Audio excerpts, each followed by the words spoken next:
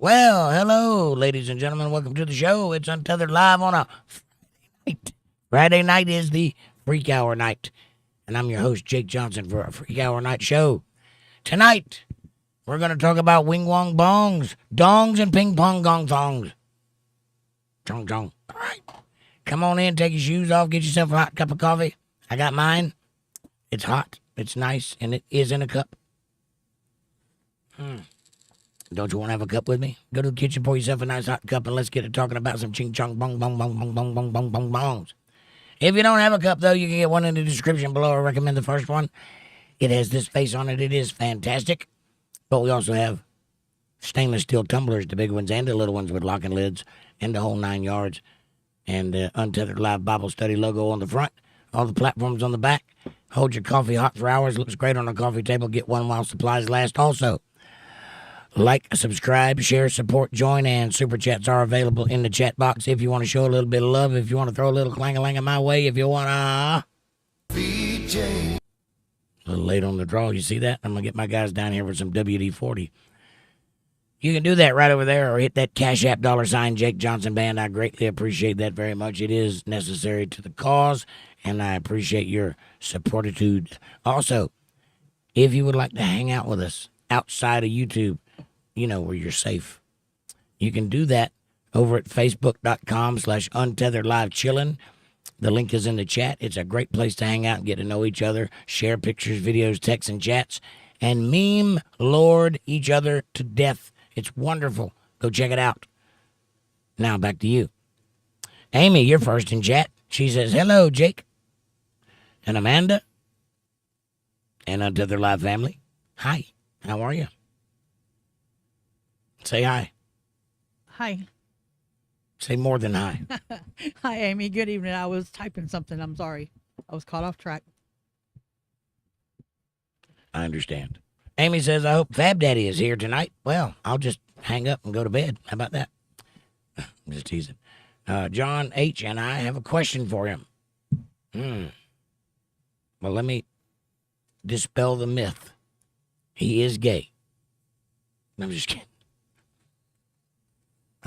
Amanda says, here's your gold star for being first in chat, Amy. As always, you are well deserved.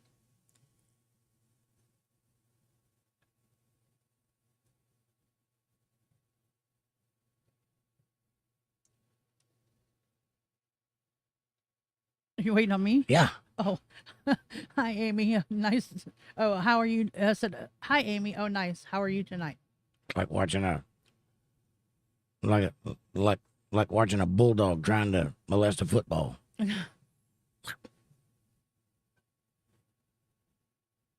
And hi, Untethered Live family. Happy Friday.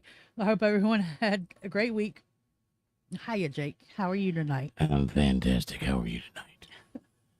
I feel quite vampiric. You know what I mean? You ever feel vampiric?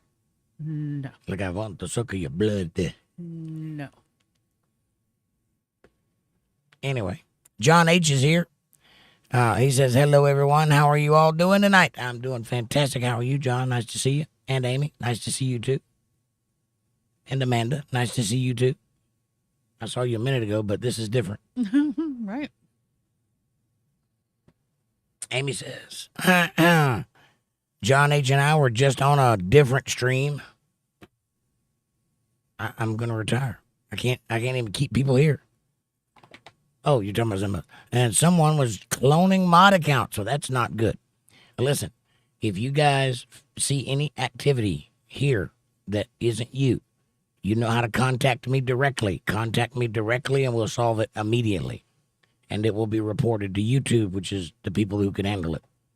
I couldn't stop people from cloning, but I can report their butts to YouTube. So if you see anything that is untoward, contact me immediately privately and we'll fix it. Or if you see anybody else doing anything they shouldn't be doing or wouldn't be doing. Yeah, keep a vigilant eye and we'll see if we can't root that out. Amy says, they pretended to be my other account and Fab Daddy.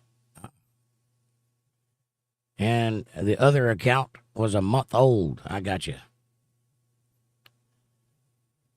So it's an account, but you don't use it regularly. That may be why they targeted it, because it wasn't being used. I don't know. I don't know how that works. Anything you use, especially in conjunction with a credit card, though, keep it written on paper close to you. Don't put it on the internet. Don't save passwords, things like that. And it'll make it really hard. And also, take the time to use a complicated password, not just something, the bare minimum. Make it a password you'll forget. Yeah. And then write it down.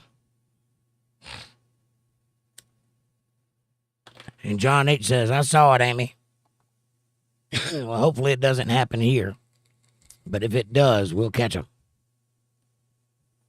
Oh, wow. It needs to be reported to YouTube. Make sure you get screenshots anyway. Always screenshot things you're dubious about. That way you can have evidence, references.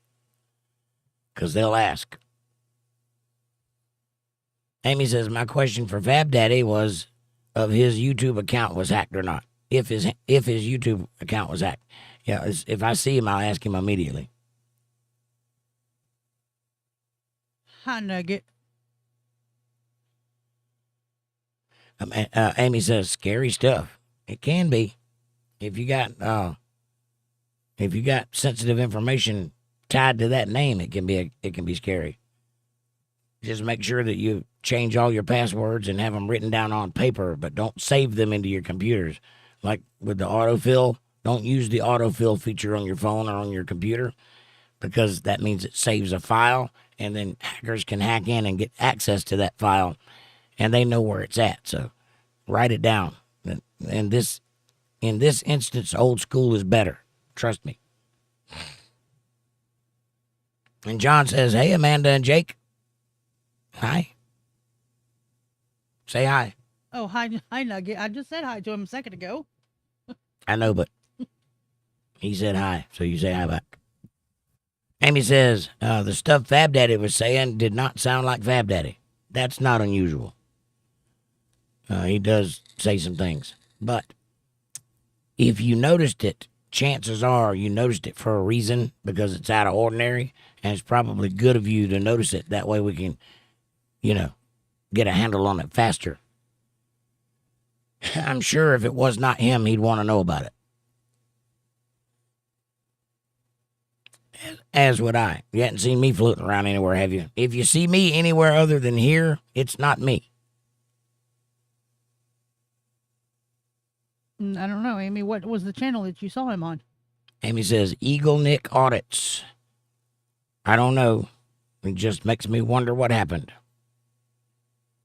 Well, either it was him being in rare form, or someone hacked his account.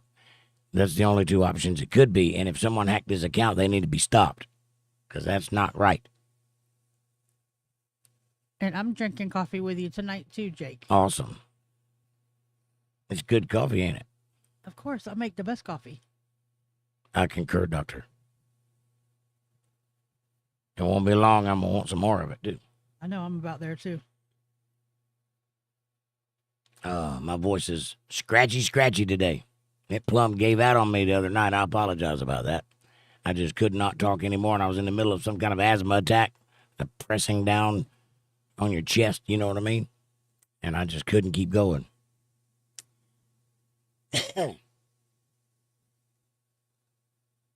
John says, anyone for nuggets? I'd eat a nugget. I like nuggets. Depends on what kind of nuggets, though. I don't like white meat. Not a big fan. I know that most nuggets are white meat, but if they're cooked right, if they're cooked in lard and they don't have that white meat flavor, they're pretty good. Like chicken tenders are all right occasionally. Amy says, liked, shared, and invited some friends. Thank you, Amy. I appreciate you very much. And Amanda says, here's the Facebook page if anybody wants to go check it out. It is awesome. And Amy says, CashApp, $Jake Johnson Band, or PayPal, which is paypal.me/Jake Johnson Band. Just type that in your browser, paypal.me/Jake Johnson Band. Amy says, it's been very busy at work tonight. I've cleaned up 4 catering events. Wow. That sounds like a lot. There's Fab Daddy. Fab Daddy, has your account been hacked? Were you on Eagle Nick Audit?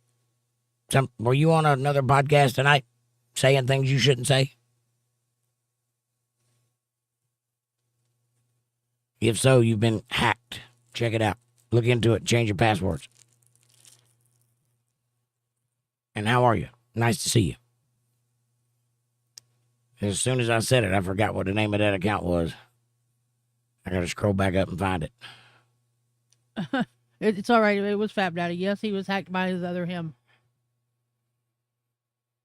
Eagle Nick. That's it. He was hacked by his other him? Yeah. You hacked yourself?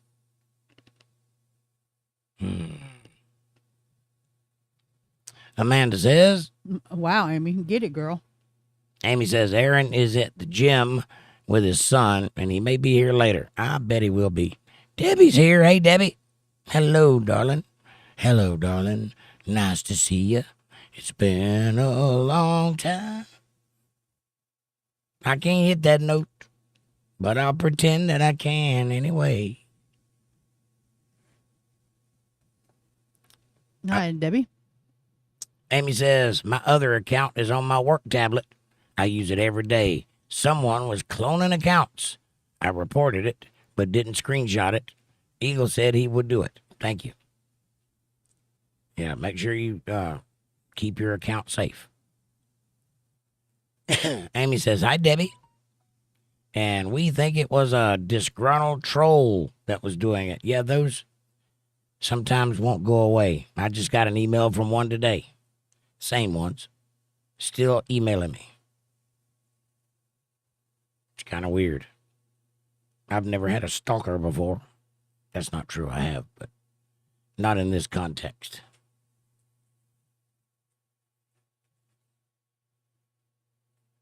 Fab Daddy says, happy Friday. Hello, Fab. Nice to see you, my brother. Hope you're doing well and unhacked. Hello, Fab. Hello, Fab. And Debbie says, I have a riddle for everyone tonight. Excellent. I love riddles. Shoot. Fab Daddy says, yep, it was hacked by the other me. Right on. I told you he said things that were out of character from time to time.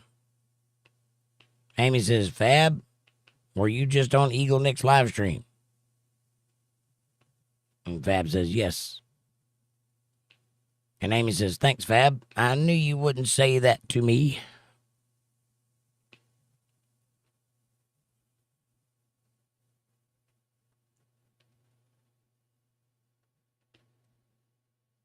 Say what? Were you trash talking my Amy? Do I need to come over there and size you up a little bit? And Debbie says, if you two, you have two. If you have three, you have three. If you have one, you have one. None. What is it? If you have two, you have two. If you have three, you have three. If you have one, you have none. What is it? A woman? Titties?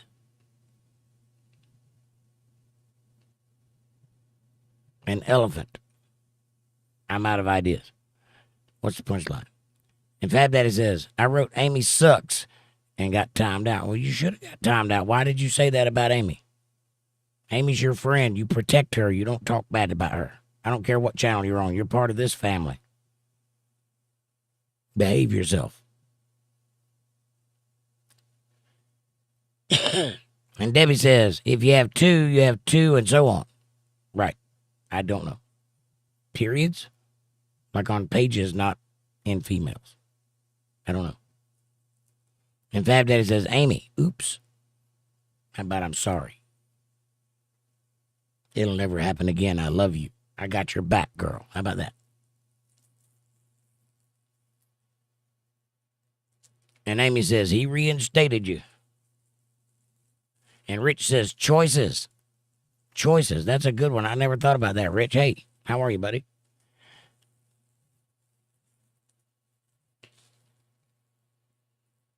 Hi, Rich.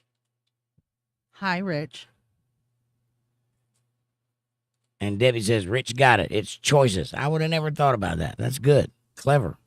If you have one, you have none. But you have two, you have two. If you have three, you have three, and so on. True. I like it. Living and dying by the choices I made.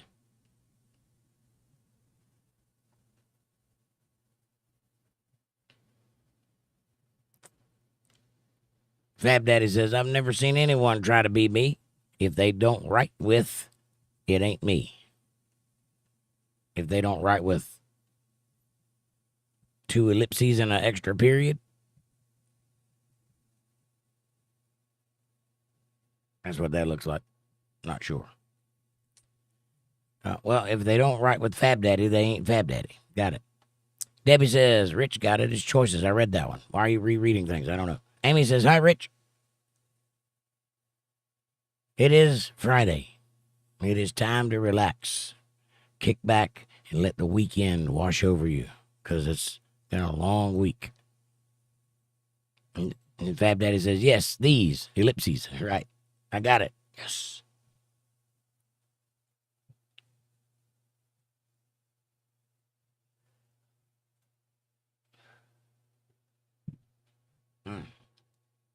Good cup of coffee. Feels good on the throat. Rich S says, I love you all. Just a reminder. I love you too, Rich. Thank you. It's nice to be loved. Makes you feel all warm and fuzzy inside. Speaking of feeling warm and fuzzy, Debbie, how you doing?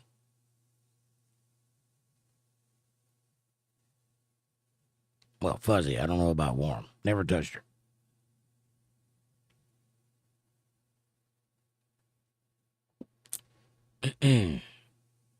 I was on cat duty this afternoon. My boss left his cat at the shop. He's gone out of town for the weekend, and I had to watch the cat until I got off work, and then someone else was going to come and take the cat and do whatever. The cat is deaf and old. You ever tried to take care of a deaf cat that already doesn't care whether you live or die, but also can't hear you? Interesting. Fab Daddy says, you survived the hurricane? I wasn't hit by a hurricane. So, yeah. Amanda says, We love you too, Rich. Debbie says, I love me too, Rich. Ha ha ha. Woman after my own heart. I say that all the time. I love me too. Yes, to me. Aggravates the snot out of me. Hey, I'm a man of good taste. I know what I like. Me. I want to talk about me. Want to talk about I. Want to talk about number one. Oh, my, me, my. What I think, what I like, what I want, what I know, what I feel. I like talking about you. But occasionally, I want to talk about me. John says, I love the other me. So does Fab Daddy. They have a love-hate relationship. The other one keeps hacking him. It's a whole thing. Fab Daddy says, I am melting. It's 104 degrees Fahrenheit. Move to Texas. I don't know what that'll do for you about temperature, but it'll be better on you in every other way. You won't mind it so much. It won't be nearly as expensive or headachy or dangerous. Rich S says, I love Debbie sometimes. I love Debbie all the time. Debbie's a firecracker. Believe that. And I like firecrackers. And Rich says, check that. Most times. Most times. And Debbie says, Rich, that's because you cannot afford me full time.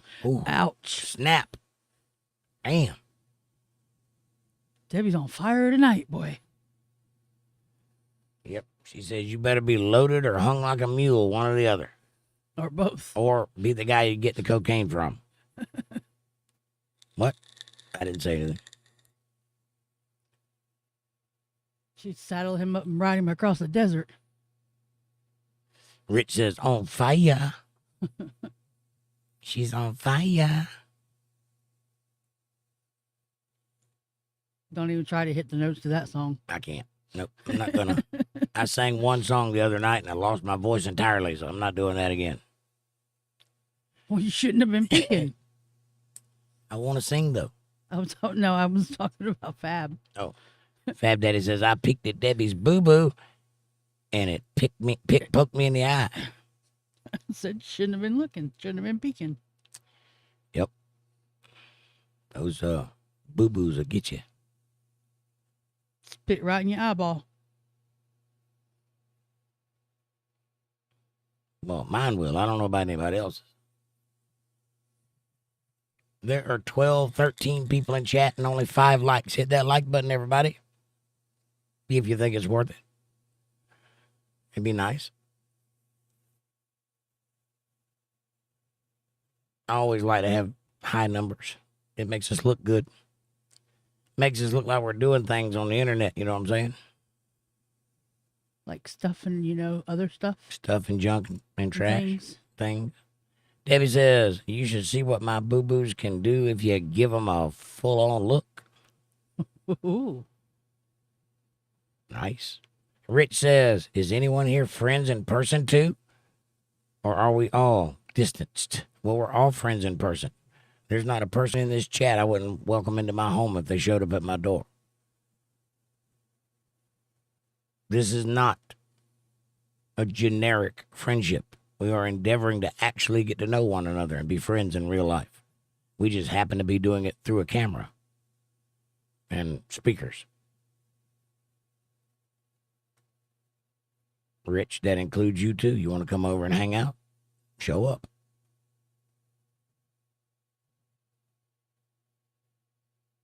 I mean, yeah, the answer to that would probably be yeah, Rich, because we know, even though she's family, we know April outside of YouTubeverse. And there was a couple other people that come in here that we know, like Mac, the Mac guy we know. He's usually here just floating around in the background. And Rich says, I agree. Just wondering if anyone has ever hugged, if you know what I mean. Yeah, lots of us have hugged. Not all of us. Some of us have done more than hug. You know. Some of us has done things that would make the internet catch on fire and definitely get us raided by the FBI. I played the fifth. And John says, I got long legs to stretch over there, right? It's a little bit more of a slog for you, John. You got to go across the pond and all that. But you could, put yourself in a Chinese guitar box. They seem to make it over here all the time. And relatively in good shape. Usually only 1 or 2 holes in a box.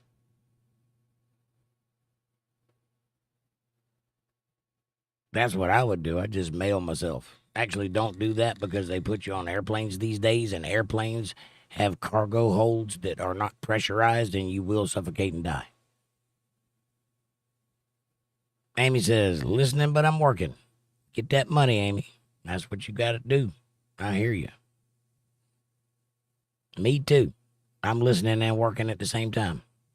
Me 3.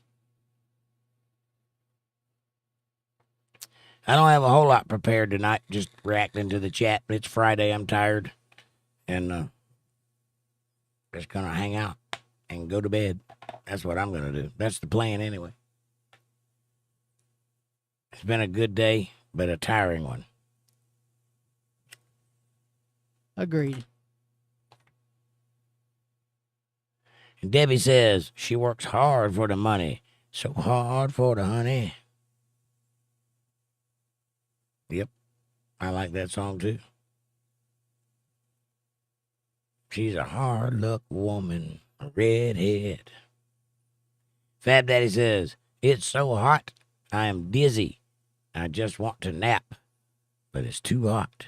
I get some of my best sleep in hot weather. For some reason, you get into that hibernation, heavy breathing sleep. You can feel yourself sweating and you get in a little puddle and you just crash out. That's good sleep right there. Hard to beat. I learned that from growing up in Georgia. It's very hot there. Dry. Very hot and dry. Nope. I'd much rather be cold and bundled up in blankets. I like that too. Definitely.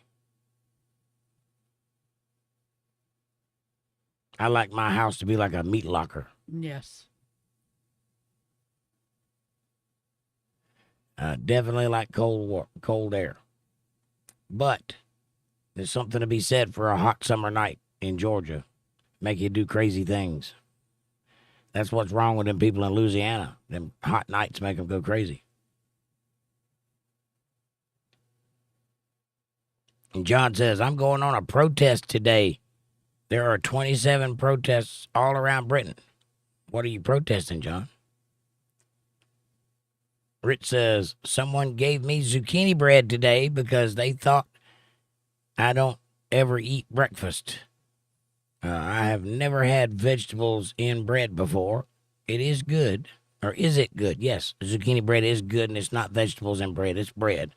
But they use zucchinis to make it, and it is delicious. I'm not sure if I'm going to try it. She has cats. Well, I doubt she put her cats in the bread. But if she did, at least you'll have some protein. But zucchini bread and banana bread are about the same thing. In fact, they are the same thing. They're just made with a different substance. Kind of like pound cake, but sweeter. You'll like it, I think.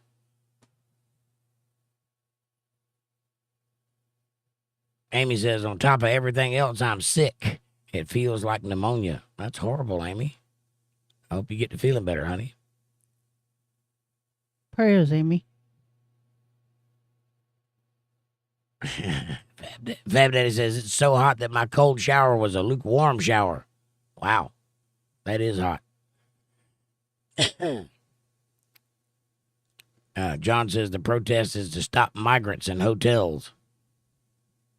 Yeah, they do that here too in some places. In those sanctuary cities, they'll put the illegal immigrants up in hotels, give them like 5-star rooms for free. Meanwhile, the people that live in that town can't get in that motel. Weird.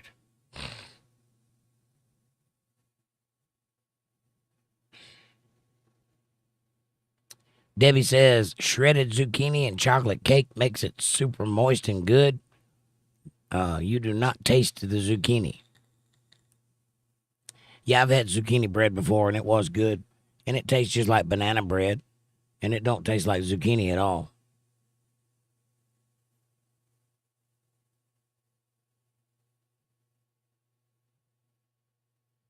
Now I want banana bread, zucchini bread. Well, you just have to hold your horses. I'll get the stuff and make you some. Sounds good. That is good stuff. It's nice of someone, whoever it was that gave it to you, Rich. It's a nice gesture. Linda Davis makes all kinds of bread. I'm going to have to get her to send me some. Some of that homemade with love type stuff.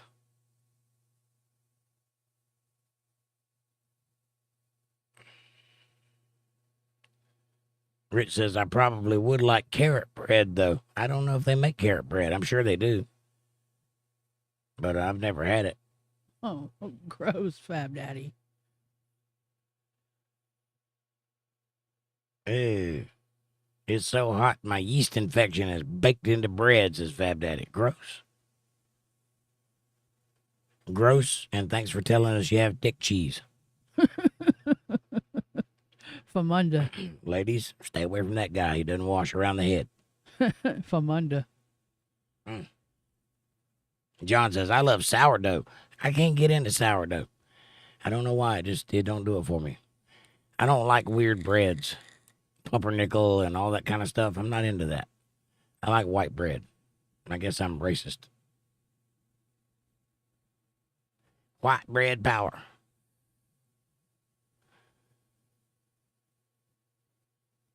If you got hate in your heart, let it out. Eat a sandwich.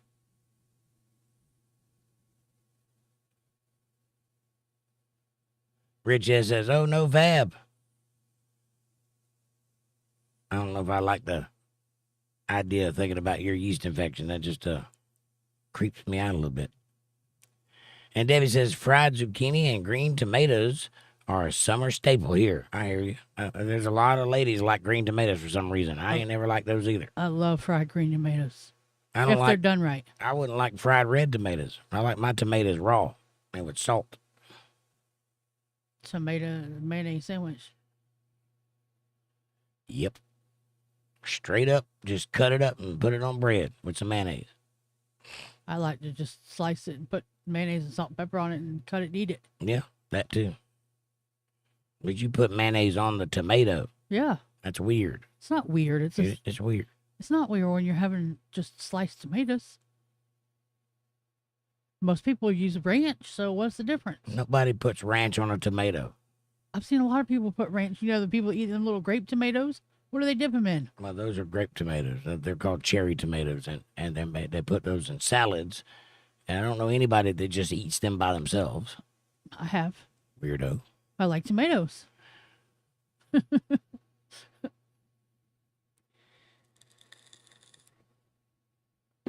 I mean, if you like it, eat it. I don't want it, but you do you, boo.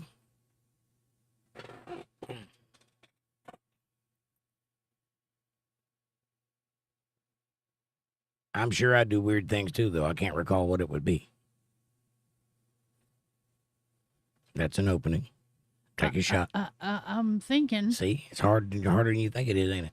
Yeah, it is. I mean, the only thing I can think of will be your ketchup fascination. I don't have a fascination with ketchup. I just eat ketchup. Well, I mean, yeah, It's on ketchup. eggs and I don't put ketchup on the eggs. macaroni and cheese. I don't do that either. Whoever did that, a that's steak? not me. Who puts ketchup on a steak? Me, if I don't have any steak sauce.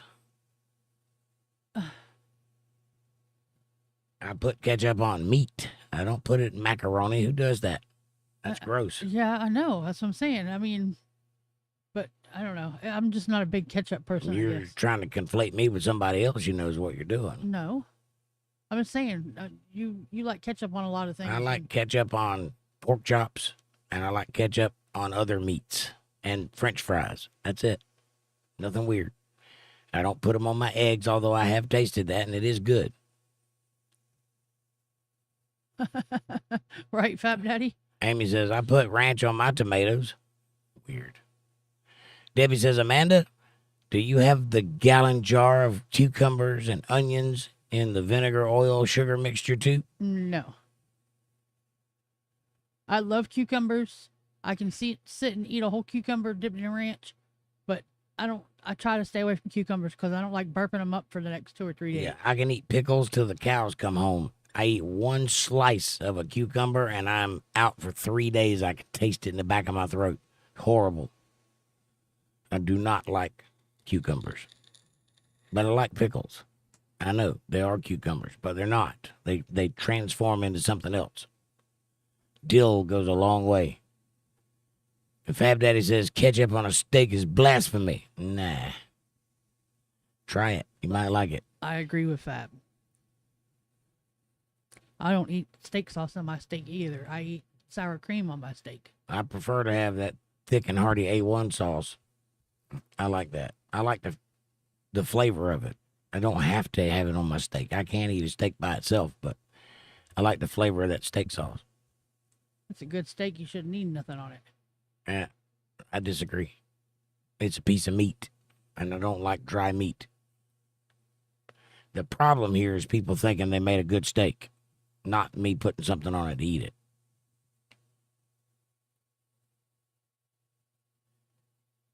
Amy says ranch powder. Ooh, that's even worse. Well, you know the Hidden Valley Ranch comes in a Yeah. Like a regular shaker seasoner now. Yeah, that's what my boss put on those Chex Oh yeah. thingies that he made.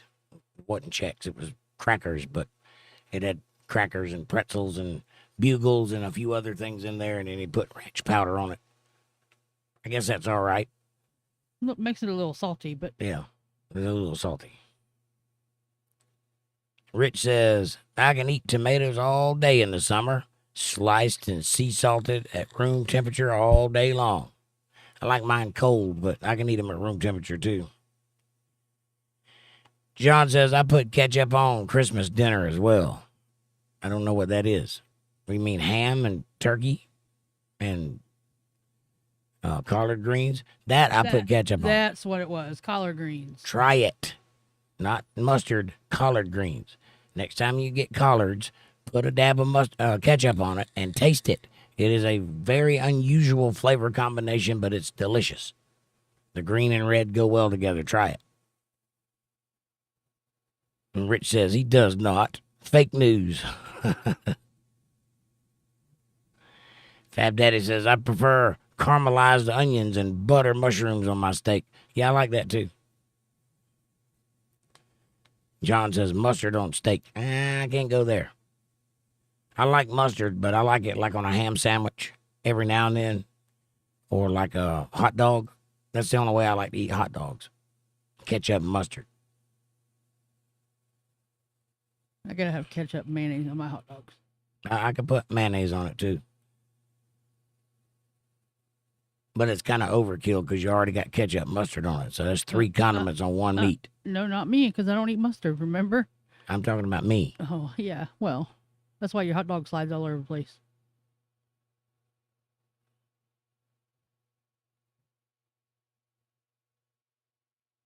I like my dogs with mustard and relish. I was thinking that same song. Oh, blast from the past. Oh, yeah. Alabama.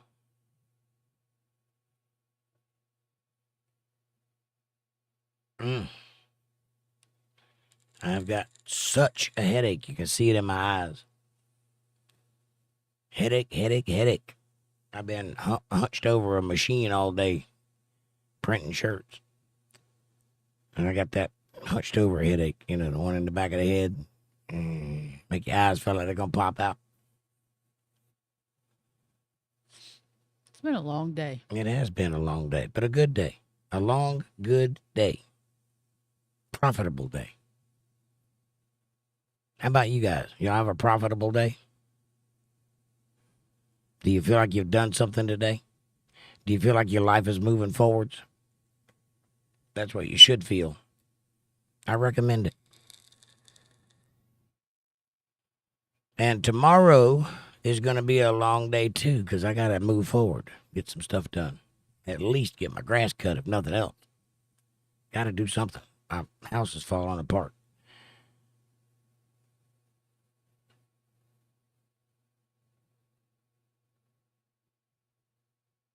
You should have kids at this age to send them out in the yard to do grass, do yard work.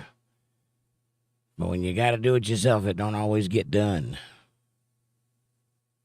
Amy says, use mustard as a binding agent on rib roast for prime ribs, and then add other seasoning. That's interesting.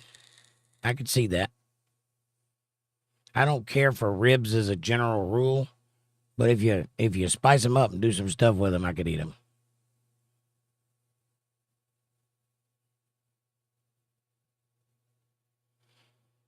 Debbie says, I made sure the couch did not float to the ceiling today. Right? Had to keep that thing held down, I understand. If I had a couch, I would be sitting on it.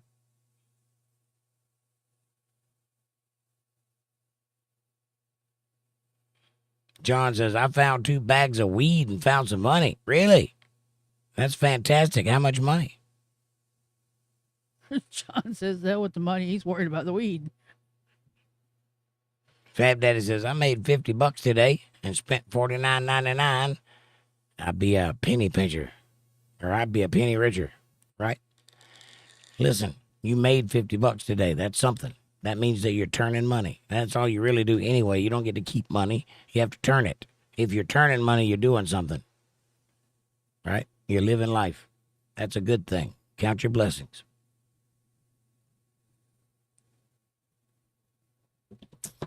I didn't make any money today, but I got things done today, so that's something. 72 pounds. I'm pretty sure that's how a movie starts, John. I would sit on that for a couple days and make sure John Wick doesn't show up at your door, you know? And, you know, if nobody comes to claim it in 2 or 3 days, have at it. Did you smoke the weed? Well, that would be counterintuitive to me saying, wait. Trust me, you don't want the guy that owns that weed to show up speaking some kind of Russian with an accent, saying that he saw you pick the bag up and followed you home. And now he has your kids. Yeah, something like that. Bill Bennett's here. He says, howdy, fam. Bill, nice to see you, my brother. Hi, Bill. John says, I shared the weed. Well, but then it's their problem. John Wick can show up at their house.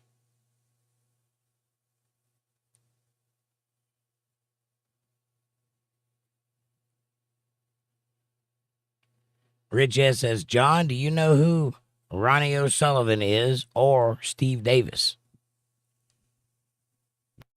Amy says, I'm trying to finish my work before I run out of time.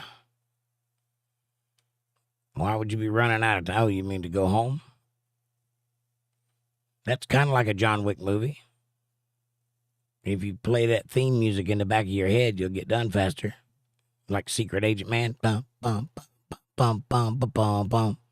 Just think that. Biloo, biloo. Yes, please. Thank you.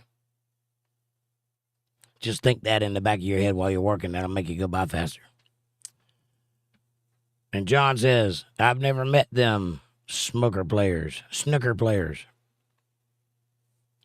he does know who they are. What does that have to do with the price of weed in England? I mean,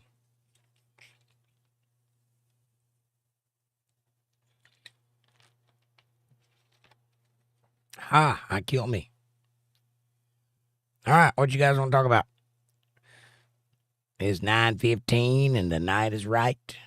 All is well in the neighborhood and Jake's on the horn. It's time for some talking.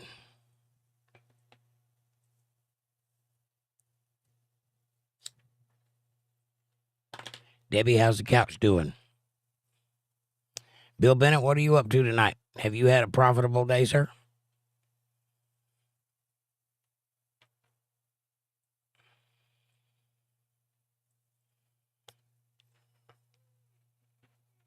Rich says, I am a semi-pro billiards player, so I follow international players as well. Nice. I'm not a semi-pro anything.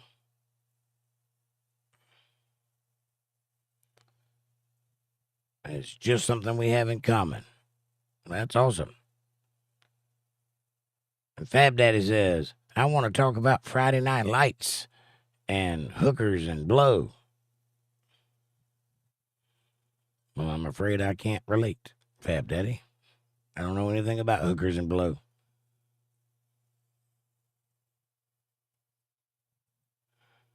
And Debbie says, the couch is across the room because I am at my desk, all proper and shit, with no pants on.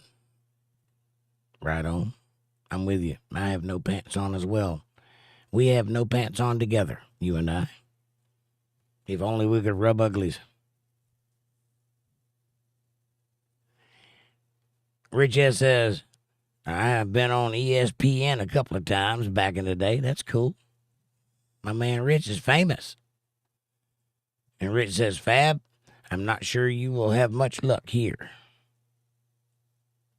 With hookers and blow? Well, I may be a reformed man, but I have had my time in the sun. And I do know a thing or two about trouble. Thank you.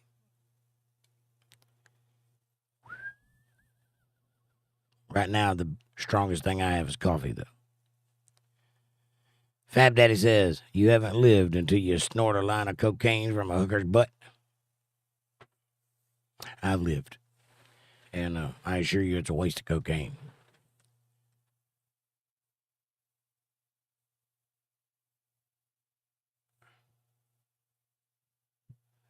And also, there's better things to do in the world than that.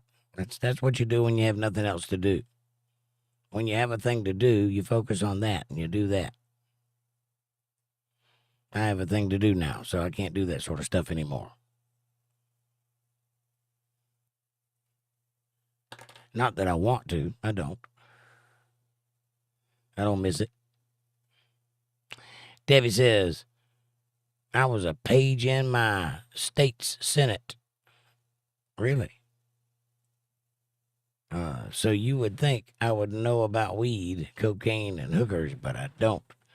Well, if you were in the state Senate, I'm surprised you don't know about devil worshiping and hiding bodies and the like. Because that's the kind of thing they're into. And also cocaine, hookers, and blow. I mean, weed. Cocaine and blow is the same thing. Told you I had a headache. Bill Bennett says, that's not bragging, Fab. LOL, that's making amends. Right. Yeah, those times have come and gone. I'm an adult now, so when I became a man, I put away childish things. But if you listen to the trolls, they all think I'm high as a kite, so whatever. Who am I to change their mind?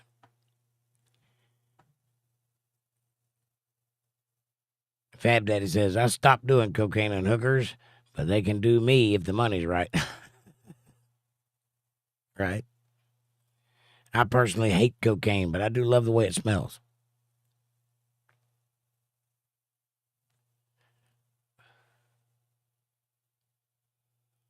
Rich says, Deb and Fab on fire? On fire. Got it.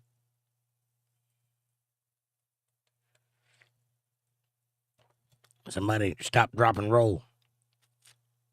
They don't work on the moon, by the way. Just so you know. It also don't work in hell.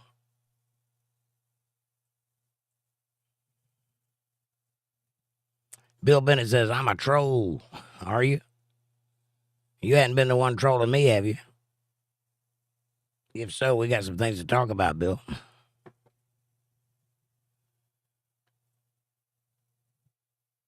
Or do you mean troll as in overgrown, big nose, and bad taste in fashion?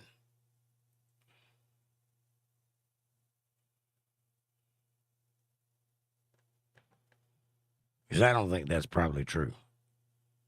I've talked to your kids. Fab Daddy says, this is a clone, Bill Bennett. Don't start that. You're going to start making me suspicious of everybody. I don't think it's Bill. I don't think it's a clone, Bill. I think it's him.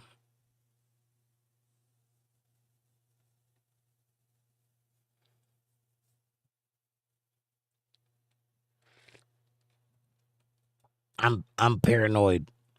You start that and I'll be questioning everybody. Debbie says, and here I thought Bill was a Smurf. And Bill says, I don't hardly get on to YouTube. I was joking. I know you were. I know you were. I was joking too, Bill. And I went and checked. It's the real Bill. Oh, yeah. No, there's been these couple of guys, I say it's probably the same guy. I'm thinking it is, but I don't know for sure. It might be a few people. But they have been emailing me nonstop for the past few days, and they have reached out to other people in my chat, which reminds me, if you get an email from one of these people, do what you're going to do with it. But I would encourage you to disregard it because it is nonsense. And Bill says, great job, Amanda. She is on top of it, Bill. Thank you, Bill. Debbie says, if I were you, I would question me too. I know, right? Fab Daddy says, SpaceX is launching Sunday. Not that you care about rocket science. Of course I care about rocket science. I'm into rocket science, Fab Daddy. I know quite a lot about rocketry. And, how to get to the moon and all that sort of thing. We don't like the fake science. Right. I'm not into fake science. I'm not into capital S science. I am a scientist. I've got the papers to prove it. And I like science. Science is a thing that you can test and falsify and prove and have peer reviewed. Starts with a thesis and ends with a result. That's science. Not the other way around. Start with the result and then fabricate the thesis. That's not how it works. John says, that one flew over my head. Which one? What you talking about, John? I'll enlighten you. And Bill says, I would love to watch the Starship and Super Heavy watch live at a smokestack blasting off. Right on. Yeah, that'd be fun, Bill. I've seen that a few times. I lived in Florida back in the 80s, and back then they were shooting up rockets every day or every other day, 2 or 3 a day sometimes, back when the shuttle program was still active. And I've had the good fortune of seeing a couple of launches. It is quite exhilarating. Oh, SpaceX flew over your head. Literally, or you saying you didn't understand what he was talking about? Mm-hmm. Debbie says, quantum physics fascinates me, the study of what if. That's more true than you know, Debbie, and you might know. I might be underestimating you here, but that's literally what quantum physics is guesswork. They're literally making it up because they don't know. Because there's something going on and they don't have any idea what it is. Quantum physics is a field of study of that, what they have no idea what it is. So that's pretty interesting that you said it that way. Bill says, Elon's Starship is humongous. Somebody told me that it was bigger than the Saturn V, but I find that hard to believe because I've stood beside the Saturn V and I know how big it is. And if it is bigger, congratulations, Elon, but I've never seen anything bigger than the Saturn V.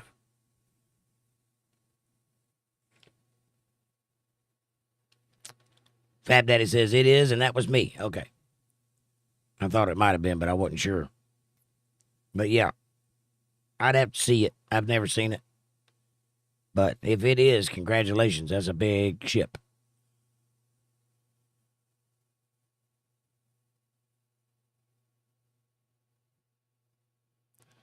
Bill Bennett says quantum computing by AI is scary.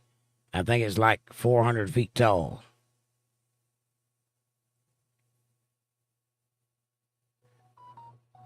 The Starship? Yeah, it might be. It's pretty big. If it beats the Saturn V by any length, it is very, very big. For a long time, and I don't know if it still is or not, but for a long time, they had a Saturn V out there at the Kennedy Space Center laying down on its side, and you could walk out there in the field and walk by it. And it's like looking at a 5-story building on its side, you know. It's a very big rocket.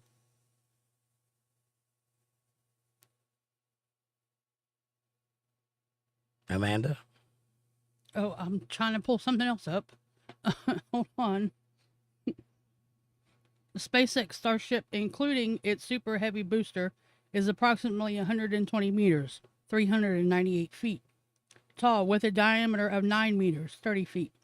Wow. This makes the fully stacked system the tallest and most powerful rocket ever built.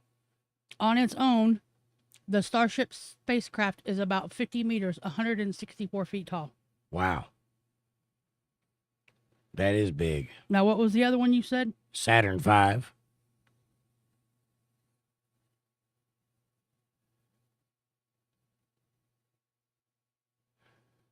John says, I don't know if it's true or not, but they're trying to put nuclear power station on the moon. Yeah, they've been trying that for a while, John. They have to get there first.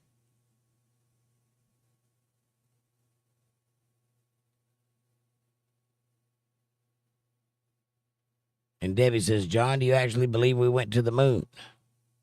I have trepidations about it myself. Fab Daddy says, Generation Super Heavy 3.0 will be the launch after Sunday, and another 20 feet Taller? Okay. The Saturn V rocket was 111 meters, 363 feet tall, which is about the height of a 36-story building, and weighed approximately 2.8 to 3 million kilograms, 6.2 to 6.5 million pounds when fully fueled. For launch, it had a diameter about 10 meters, 33 feet. 398 feet is the Starship, and 363 feet is the Saturn V. So it beats it by not much. A few feet. Several feet. Yeah. That's amazing. That's a big design. At the time when the Saturn V was built, there was nothing on Earth more powerful or more humongous. They moved it standing up and had these big crawlers with tank belts, you know. It's a big platform. It looks like an oil rig, and it moves like very slowly. You mean tracks? Yeah, tracks. And they would move this thing down the runway, and it would take all day, maybe 2 days to get it down the runway, going real slow. And they had 2 of them, and they were moving this thing. And it was fascinating to watch. You almost couldn't see it moving. It was moving that slowly. But it did move. And it did eventually get it to the platform where they would hook it up to the tower, and it was fantastic. What I think is amazing is how he gets them to land on their platform in the water. Yeah, that's something else. Don't know if that's useful. Why? It saves the rocket. They can use it over and over and over again. No, I understand that. And for that, shooting up supplies and things, I get it. But imagine being on the rocket that gets caught like that. I don't think that's useful.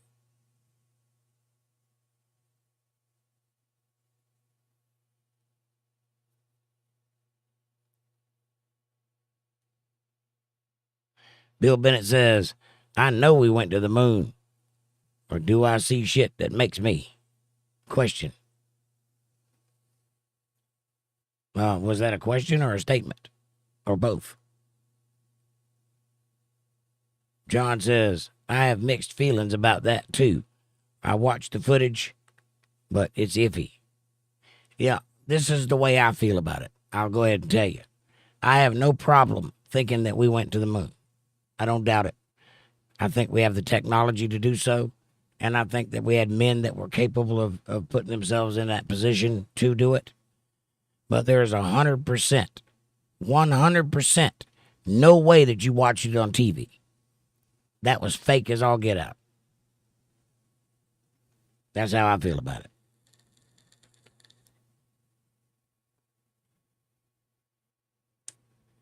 Debbie says, I think it was Buzz Aldrin that was interviewed, and he said it never happened. He said something. He was drunk, and he said something. I don't know what he meant by what he said, but it was one of those statements that you could twist and make it sound like that's what he meant. I don't know. The whole interview is not available. It's a little clip.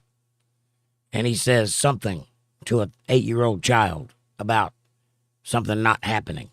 And that's the way it was. And he was on the verge of tears when he said it. But I have no idea what he was talking about. But all of the conspiracy theorists will say he was talking about going to the moon. My guess is it was done in top secret. I mean, if I were a general, and by the way, NASA is not a civilian institution, it is government. It's funded by the government, black sites and all of that. It is a part of the Air Force. Or it was. I don't know if it is now. It might be personalized now or in the private sector. But at the time, it was very much a military installation. And if I were a general and it was beholden to me to do something so top secret for strategic purposes, which is why they wanted to get to the moon, to have the strategic upper hand on Russia and the technological upper hand, there's no way it would make sense for me to show my enemy on live TV in real time what no one had any idea what to expect because nobody had ever been there before. They didn't even know if the astronauts would survive the journey. There's no way they broadcast that live on TV. It just is not possible. That's my opinion. I think we probably went, and I don't think anyone's ever heard of the real story. So, to answer your question, no, NASA is no longer connected to the military, but it is still funded by a federal budget. And there you go. Fab Daddy says, how can a wombat poop square turds? I don't know that it does.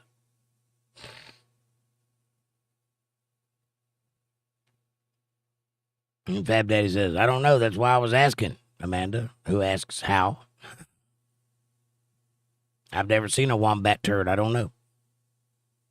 Bill Bennett says, I know we did, or do I know? Question to myself. Gotcha.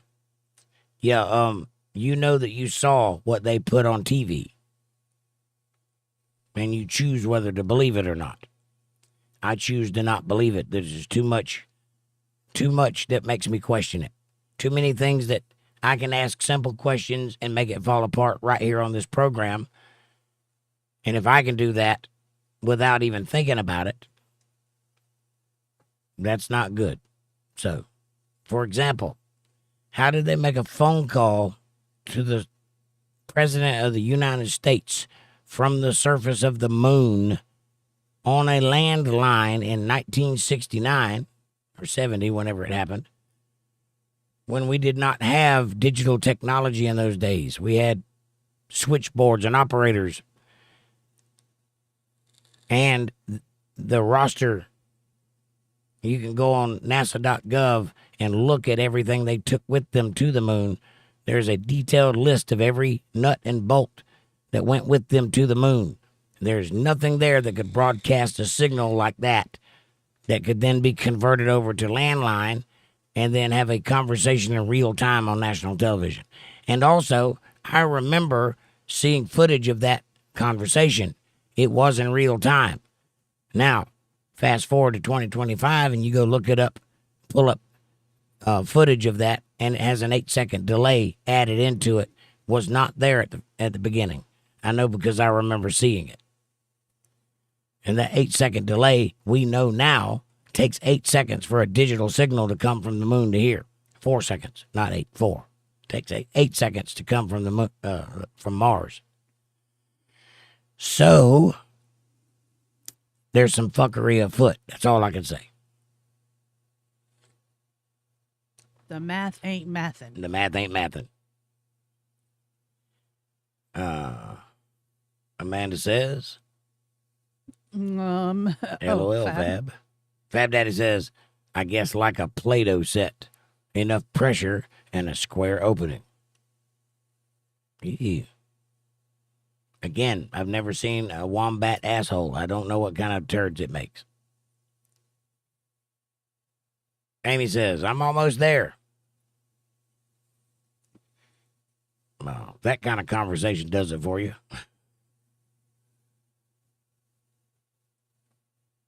Bill Bennett says, haven't you seen Dark Side of the Moon Transformers, LOL? I know, right? No, I haven't. And Debbie says, that's right, Jake. Critical thinking is not a friend of the moon landing. No, there are way too many things. Like the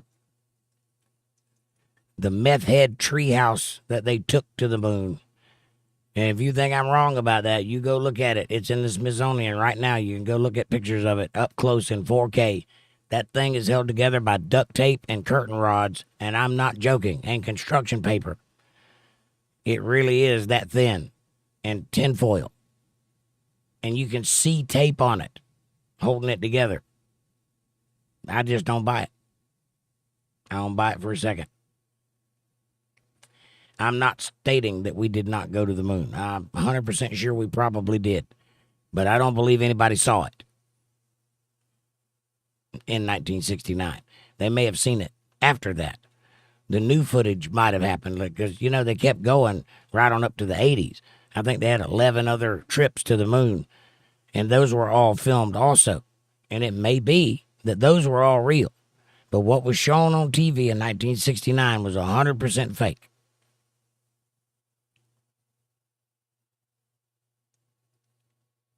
And there are some videos that are floating around, circulating, that if you go back and watch them, you can see the lift lines and certain reflections in the mirror image of their visors. Yeah. You can see certain things that catch you if you're looking for them and know that it's bullshit. Here's the problem, and I'll explain it to you in detail.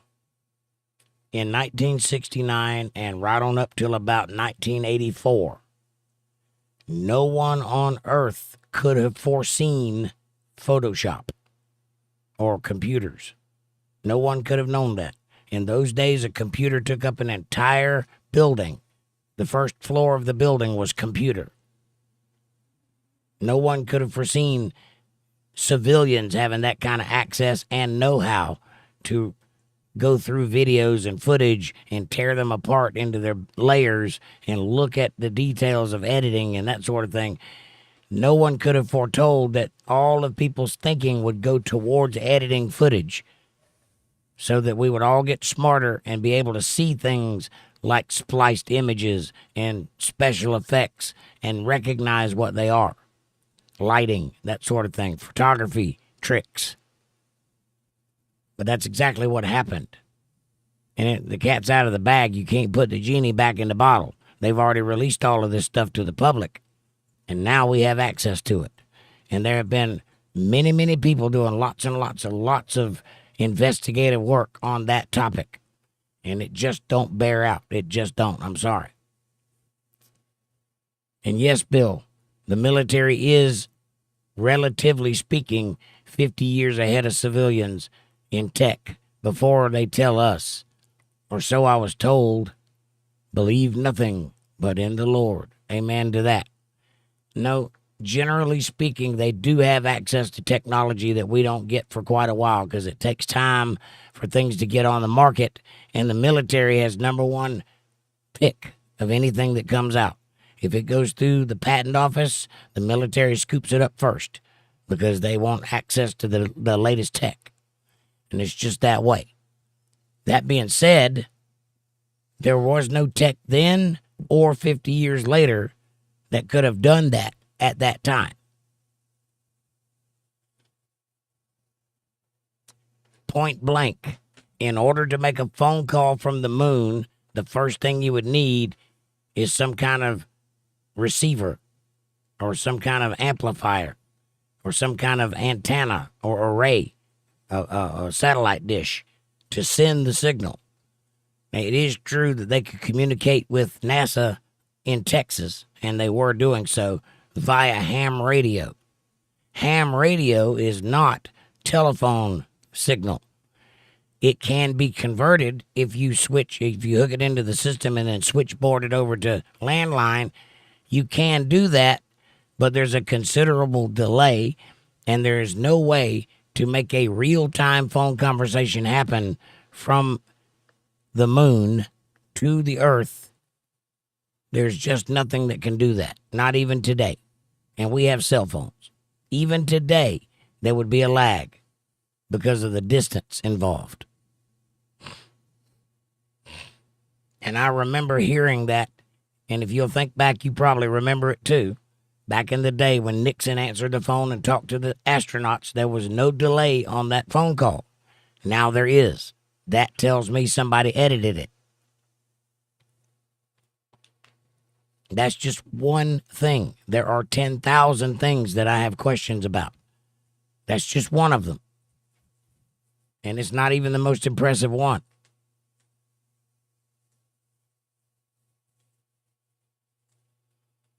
And John says, how did the moon buggy get there and they didn't build it up there? No. Here's what you don't know. They had two of them. On that lander, there were two dune buggies. One didn't get assembled. One was still on the craft. Where was it? Do you know? There's a little box on the outside. And apparently it was folded up in there. And they slid it out and unfolded it and snapped it into place They didn't have to build it. They unfolded it. But you go look at that thing.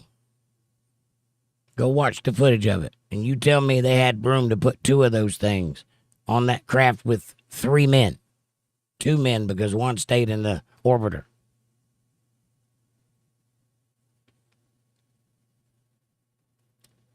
That's not even the weirdest part, though. The doorway, the hatch, is smaller than the space suit is square because it has a big backpack on the back of it for oxygen. You go look at the lunar lander and explain to me how the astronaut got in that hole that is the doorway.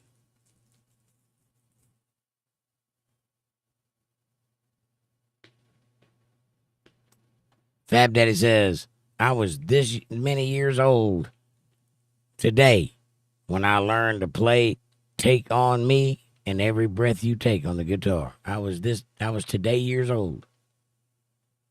Well, congratulations, Fab Daddy. I can play both of them. Awesome, Fab. Keep it up. Gonna make a guitar player out of you yet, sir.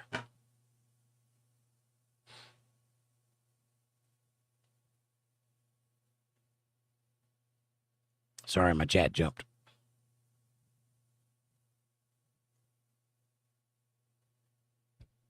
$9.38.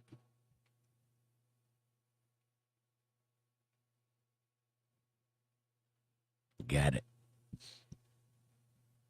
Debbie says, Fab is learning stalker songs. Cool. They're all stalker songs.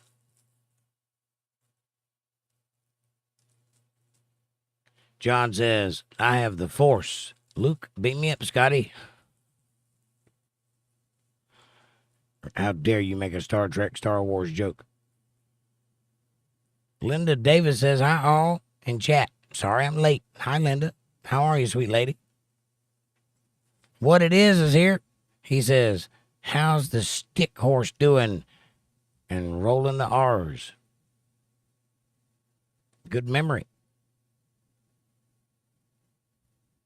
Hi, Linda, hun, and hi, what is it? Fab Daddy says, hi, Linda. You're not late. You're just in time for a hello. What it is says, hello, Amanda and Untethered Live.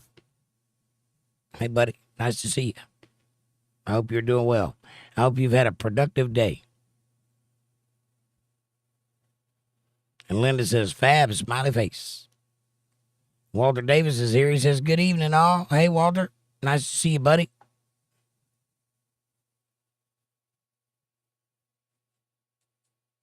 Amanda says hi. Oh, hi, Walter. Sorry. Debbie says, in the 70s, when I was in the 6th grade, we had an assembly on future electronics. One thing they said was when we get older, we would be walking around with phones in our pockets. Yeah, Star Trek also predicted that. Debbie said they even showed us prototypes. It was hard to fathom at the time. I know, right? And yet everybody thought we'd be flying in cars and living on the moon and everything else by now. That would depend on what drugs you take.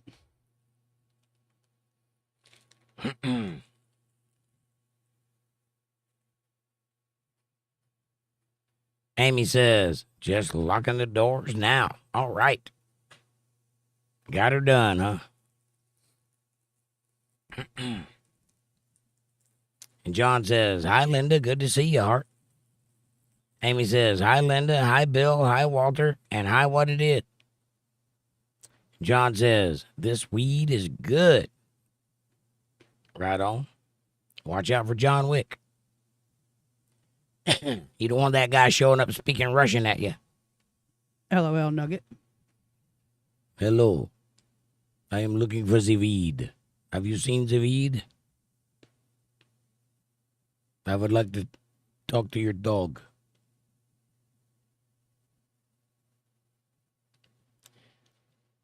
Fab Daddy says, watch out for the screw fly. It might screw us all. The screw fly? What is a screw fly?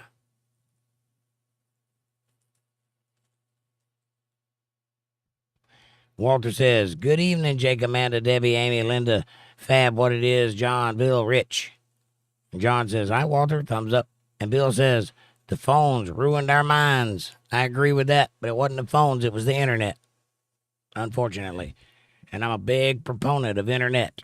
I love it. But I love it back in the 90s when it was like the Wild West. I don't like what they turned it into. They turned it into a for-profit propaganda wing of the United States military.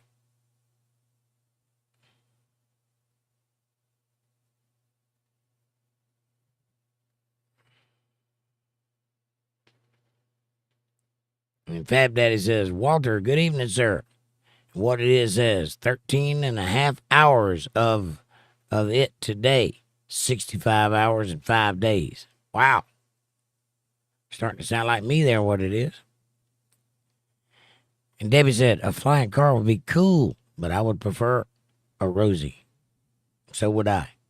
Absolutely. I would not want a flying car because I know the people that live around here, and I do not want them piloting anything near me.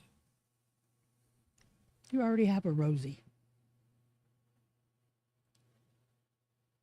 Well, there's that. Rachel's here. Rachel says, hi. Hi, Rachel. How are you, sweet lady? Hi, Rachel, hun.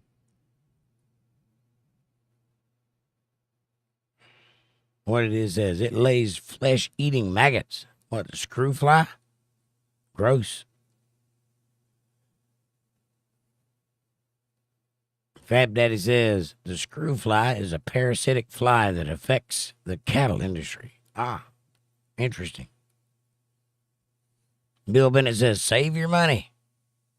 I'm trying, buddy. I'm trying. I got to make something to save it.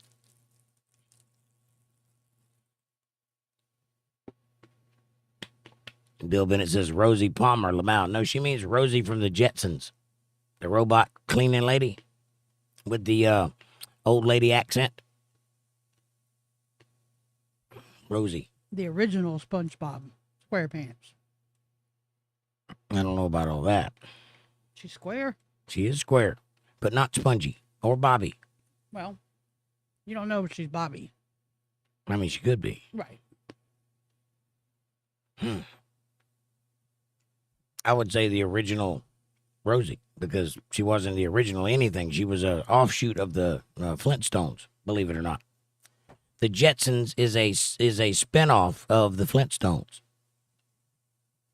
It's a true story. And so is Scooby-Doo, by the way. They in the same universe anyway.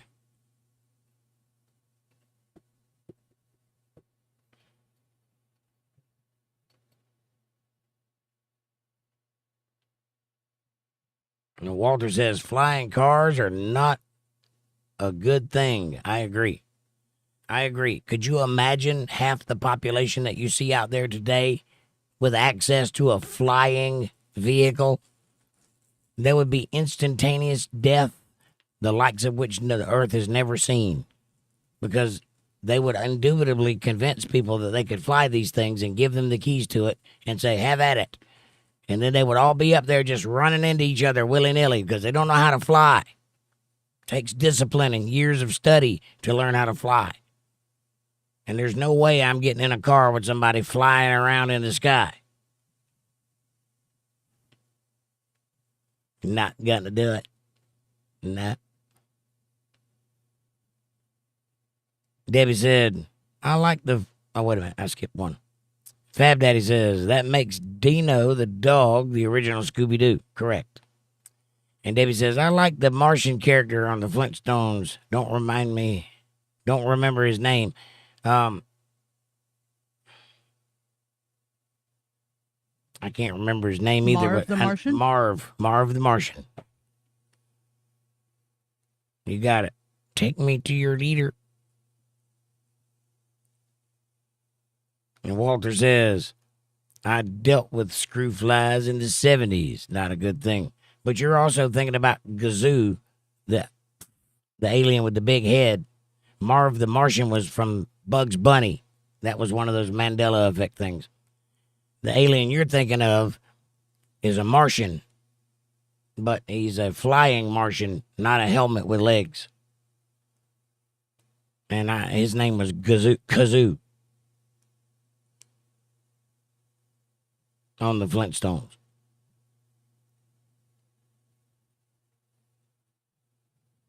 Walter says, I read that one. Screw flies in the 70s, not a good thing. Amy says, the Flintstones, a modern day Stone Age family. We'll have a gay old time.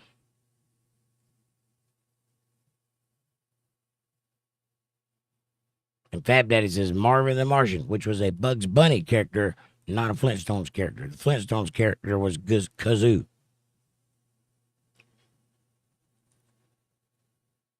And Fab Daddy says, Kazoo, yep, that's it. Walter says, Rachel says, why are you so against the moon landing? I'm not against it at all. I just don't think we saw it on TV. And I have explained in detail why I'm against that idea. But I'm not against the idea of being on the moon at all. In fact, I think it's fascinating. Walter says, Asian and Indian women are in flying cars making a horror movie. The making of a horror movie. Yeah. Amy says, the Great Gazoo was on Flintstones. Marvin the Martian was Looney Tunes. Correct.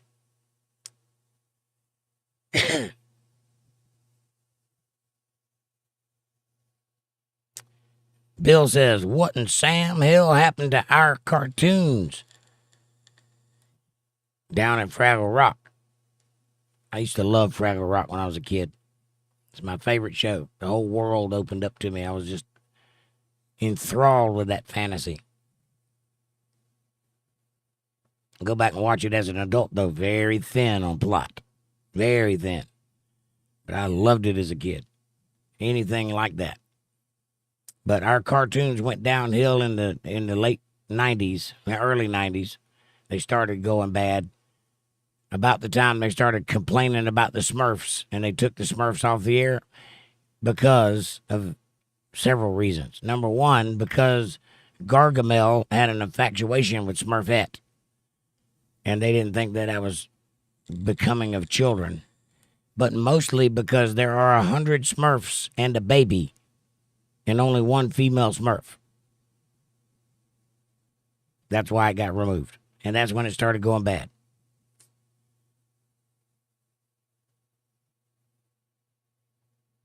And John says, I remember Lost in Space. That was a good show, too. A little bit campier than Star Trek. I like Star Trek because it was serious. Real science fiction. What it is says, Looney Tunes. Yes. Debbie says, danger, Will Robinson, danger.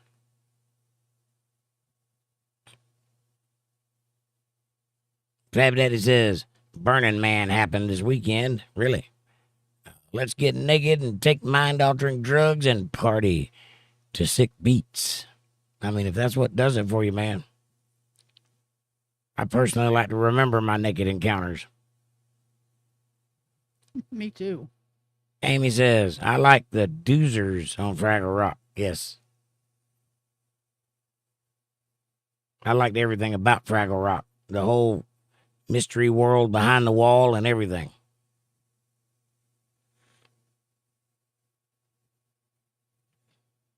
I don't remember Fraggle Rock. Oh, boy. You don't know what you're missing. We'll watch some tonight. Down in Fraggle Rock. There's an old man that ran some kind of shop or post office or motel or something. I can't remember now, but he had a dog. Old man and the dog would see the Fraggles and try to tell the old man, and the old man would never pay attention to him. And the Fraggle would come out of a rat hole and freak the dog out and then run back in the rat hole, and the camera would follow him into the rat hole. And then poof, you're in this expansive world inside the wall with all these Fraggles building like a society underground out of crystals. And there's this worker class, and there's like the elite class of Fraggles and the worker class of Fraggles. And then further on into the world, you come into this place of giants they like to eat Fraggles. So they're always at war with the giants. And it's just that's all I can remember off the top of my head. It's a big, fantastic world of stuff going on in Fraggle Rock.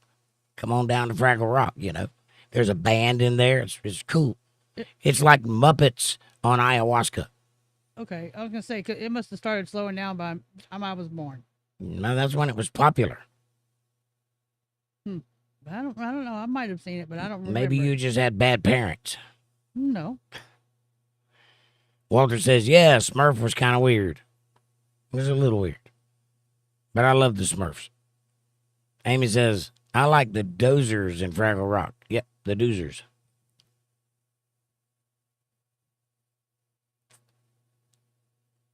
What it is says, I like to walk around in a tutu in the buff. Well, that's impossible. What it is, you cannot be both in a tutu and in the buff.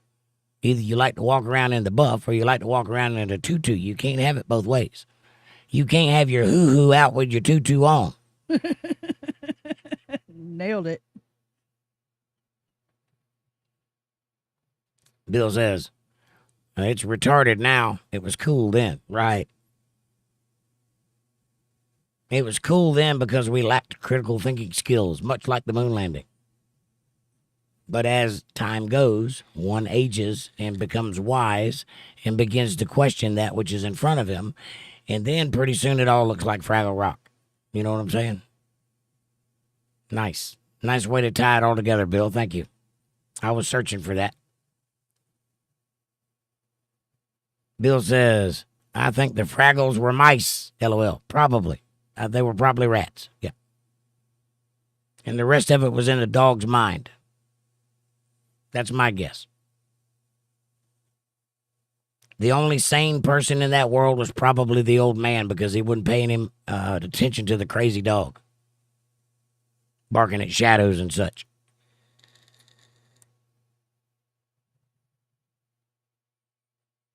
And Amanda says, LOL, what is it? What it is says, what about Land of the Lost and Puff and Stuff and Sigmund and the Sea Monsters? All of those were shows. I didn't watch the latter two. And Land of the Lost I didn't discover until much later in life when I just had a nagging desire to understand what the word Sleestack meant. And I discovered Land of the Lost is the American Doctor Who in my mind. Both are not Star Trek. Debbie says, is it true Scottish men do not wear underwear?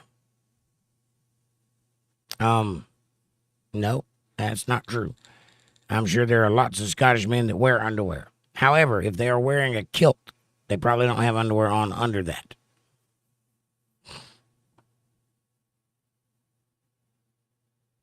Fab Daddy says, I asked someone how to manage California wilderness to prevent forest fires, and his response was goats. How many goats would that take? Plus, I heard sheep are better because they will pull roots at grazing. Well, goats and sheep are the same thing, just male and female. No. No? No. Goats graze and eat just about anything in their path. A sheep will not. Yes, they will pull from the root, but goats are way better because they can handle a more variety of eatery. I said nothing about their eating habits. I said they were the same kind of animal. Well, they're same family maybe, but not the same animal. Same kind of animal. You didn't have the kind part first. I said same thing, but I meant same kind of animal. Oh, okay.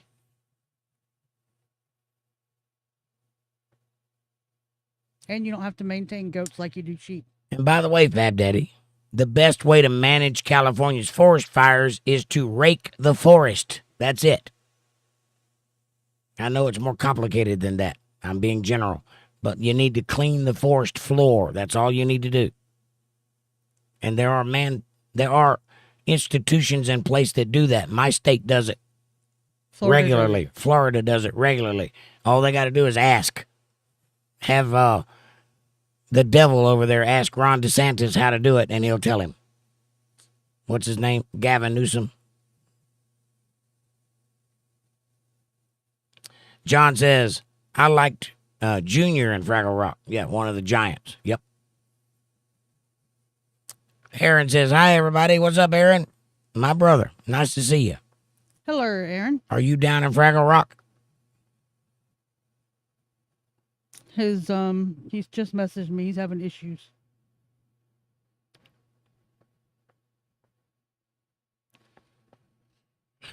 Amy says, Fraggles like radishes. Right on. Whoever invented that world was on some good shit. Oh, 1999 from Rachel. Thank you, Rachel. She says, the moon landing was real anyways. I'm going to go watch To Catch a Predator with Chris Hansen. Nice. Well, I never said the moon landing wasn't real. I said what you saw on TV in 1969 was not real. I stand by that. Thank you, Rachel. And thank you. Yes. God bless you, sweetie. Enjoy To Catch a Predator.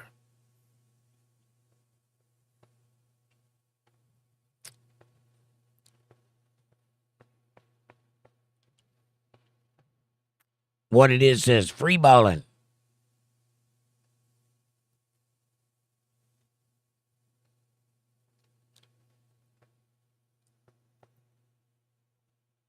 And Debbie says, Fab, I live in a state with lots of forests, and we have forestry police that clean out the dead things because they are just kindling. Yes. Yeah, if you don't clean the forest floor, it will catch on fire. Because this bog and leaves do this thing when they sit on top of each other for a long time. They begin to cause friction, and friction causes heat, and it heats up in the center. And if it stays there long enough, sawdust or anything really, it'll catch on fire. It starts smoldering like the end of a cigarette. That's what starts forest fires. Not to mention the fact if it's a random lightning strike, boom, now you got a fire. Unless there's nothing there to burn. You need to manage the forest floor. That's all you got to do.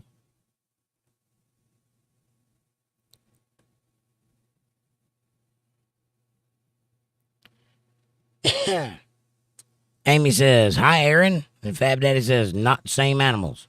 They are the same kind of animal. They are. Goats and sheep are the same kind of animal.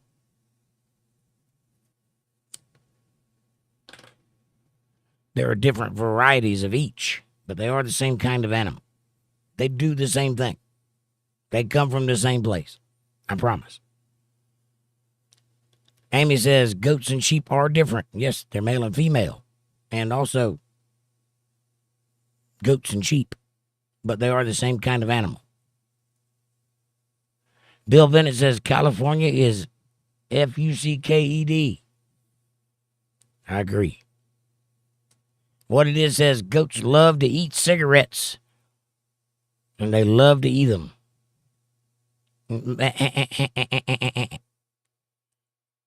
I don't like to eat them. I like to smoke them. And I think they'll pretty much eat anything that won't eat them first. Yes, Fab Daddy. North Carolina had fires. I didn't take good enough care. Well, we don't have scores of people that are displaced in a fire department that don't work because of lesbians. So, point your finger all you want. Yes, everywhere has forest fires. They just don't consume the state because of mismanagement. That's a cheap shot and you know it. And Debbie says, to clarify, I was referring to kilts. Now, I don't think they wear underwear under kilts as a matter of principle. And Fab Daddy says, rake, not take.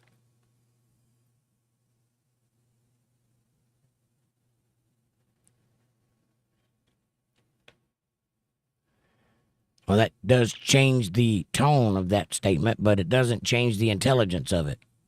Yes, all places have forest fires. They are not 100% preventable because of acts of God and so forth and vandalism.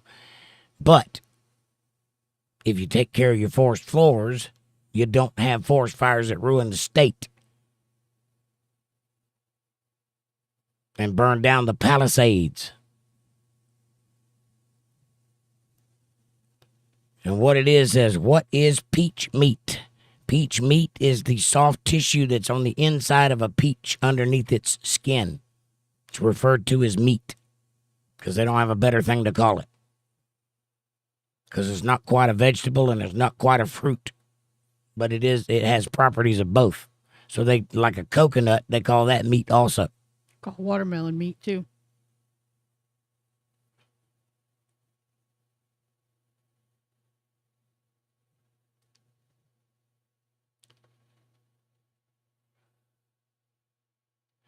Walter Davis says, goats eat vines and weeds. Sheep eat grass. I bet a goat will eat grass too. And I bet a sheep will eat vines and weeds. Aaron says, it was the car. Right on. He messaged me, couldn't see, and his phone kept going small. And I'm like, I don't know. He was connected to the car still. Ah, got it. Walter says, what it is, probably something that shouldn't be Googled. Yeah, you'll probably get some information you weren't looking for if you Google that sort of thing. For sure.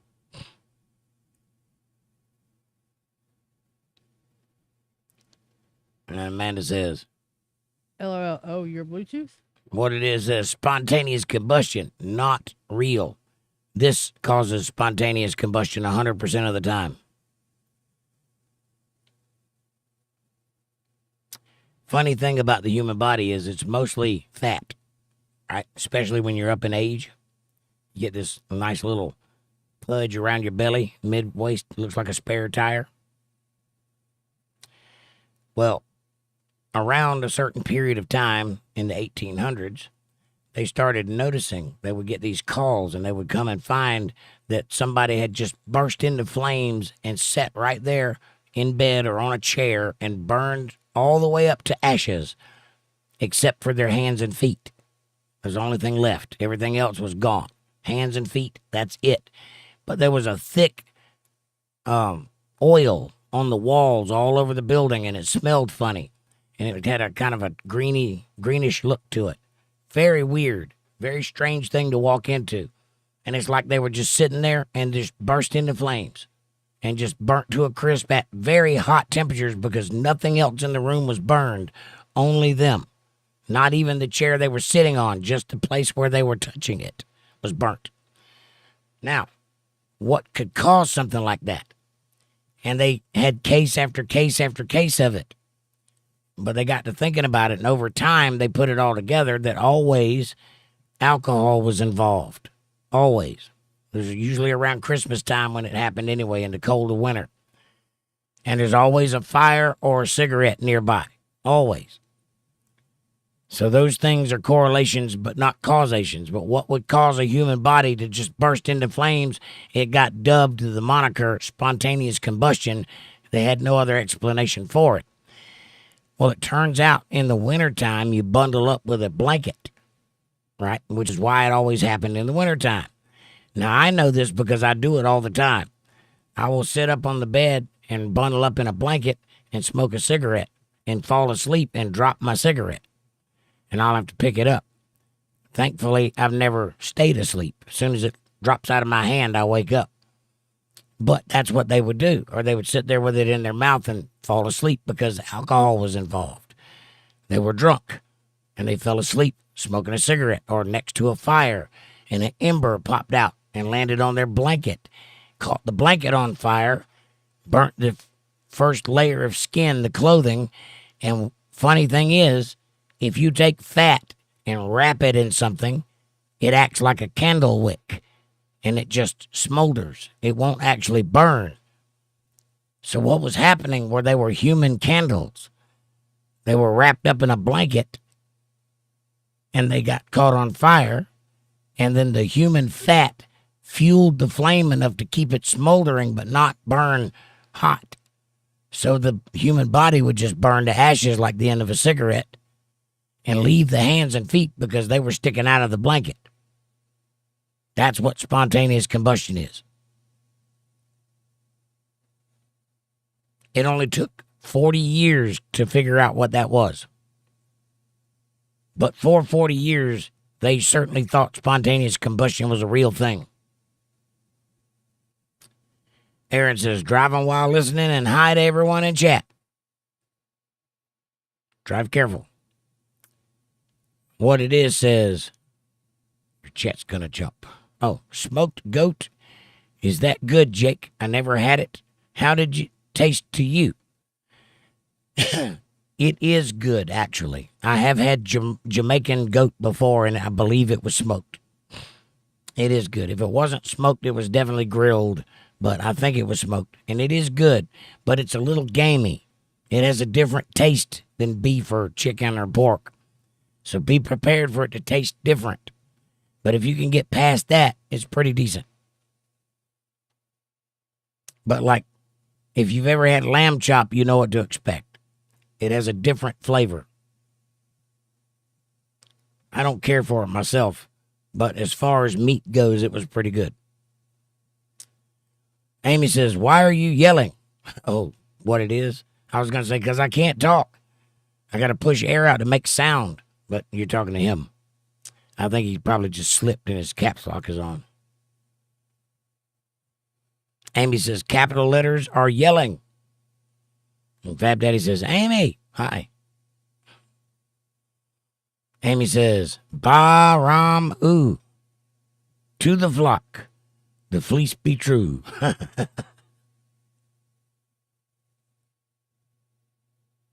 Right on. You know what the goat said to the sheep? There will never be another you.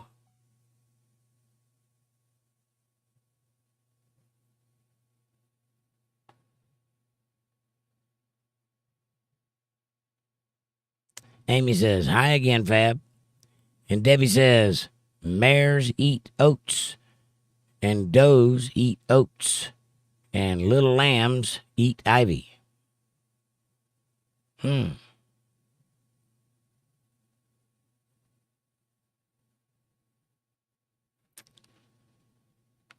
What it is says, peach meat is what is uncovered when a woman's dress blows up when they are not wearing thongs. Oh. That kind of peach meat. I see.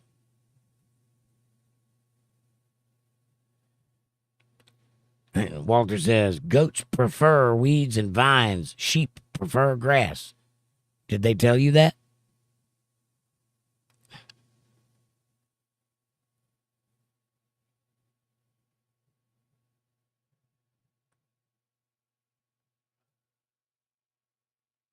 Fab Daddy says, wick effect. Yes, that's exactly what it is. It's just like lighting a candle, and the fat in the human body causes it to smolder like the end of my cigarette rather than burn like fire.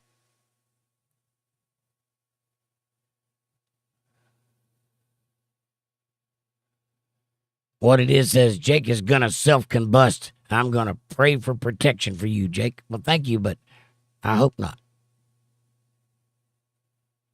I can use all the prayer I can get, though, what it is. I appreciate that. BRB. OBKB. No, I'm trying to do something. I'm having issues getting it to work. Well, I didn't know that until you told me. I'm telling you, that's why I said BRB. I'm not paying attention to the screen. OBKB. Aaron says, made it home. Yes. All right. How you doing, Aaron? Have you had a productive day, sir? What it is says, not like chicken. No, it's not like chicken at all. It's a little weird. It's a little bit gamey. I kind of like frog's legs or rabbit. Has kind of a, I don't know if you know what gamey is, and the only way I know to describe it is gamey, but if you shoot a deer while it's running, it'll have a gamey taste, and it's not desirable. You want it to be caught off guard, because when it gets spooked, the meat goes rancid. It goes bad. I don't know what it is. It's some kind of hormone that goes through the body when they're excited, and it's not good. It makes the meat taste bad. But goat kind of tastes like that. They're very lean animals. There's not a lot of fat on them at all. And they have a gamey taste, but it is not like chicken. Curried goat, says John. Yeah, kind of like that. Aaron says, I worked out with my son, and we had Indian food. Nice. I don't know what Indian food is, but I suspect it's muddy in my mind. Amy says, or soap. Don't forget about people turning into soap from the fat. Yeah, that's happened before, too.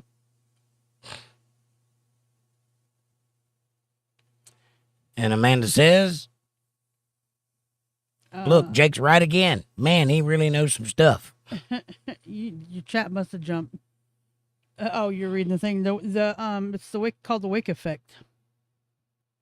Well, read it. Hold on, I'm trying to get to it. Is a phenomenon where body fat liquefies from external heat, soaks into the clothing, and acts like a candle wick that sustains a slow, intense fire that consumes the body while leaving much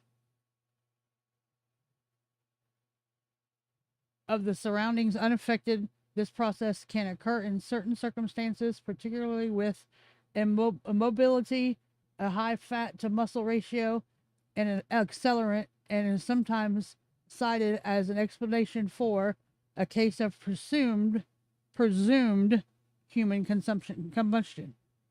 Spontaneous combustion. Yep.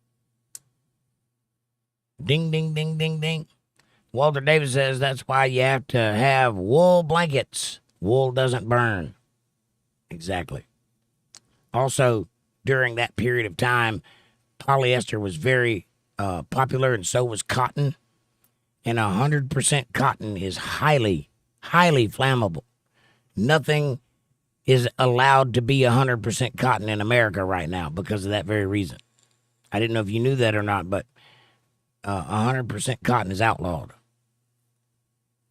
because it causes fires. You can probably get it in California, though. And Debbie says, moving upwind from Aaron. Bill Bennett says, good night, UntetheredLive family. Eyes are getting heavy. God bless you all. And until next time, Bill, God bless you, my friend. I'm not far behind you. Enjoy your evening and your weekend. We love you and see you tomorrow night for Politics, where it get wild and crazy up in here. Fab Daddy says, sweet dreams, Bill. April Rain's here. She says, what's up, everybody? Good to see y'all. Much love, hearts and prayers. Hey, April. How you doing, sweet lady? Hit that like button, everybody. Like, subscribe, share, support, join, and super chats are available for CashApp $ Jake Johnson Band. Thank you very much. Welcome to the land of random factoids. Aaron says, Debbie, I never had. I'd do that to my stomach, LOL.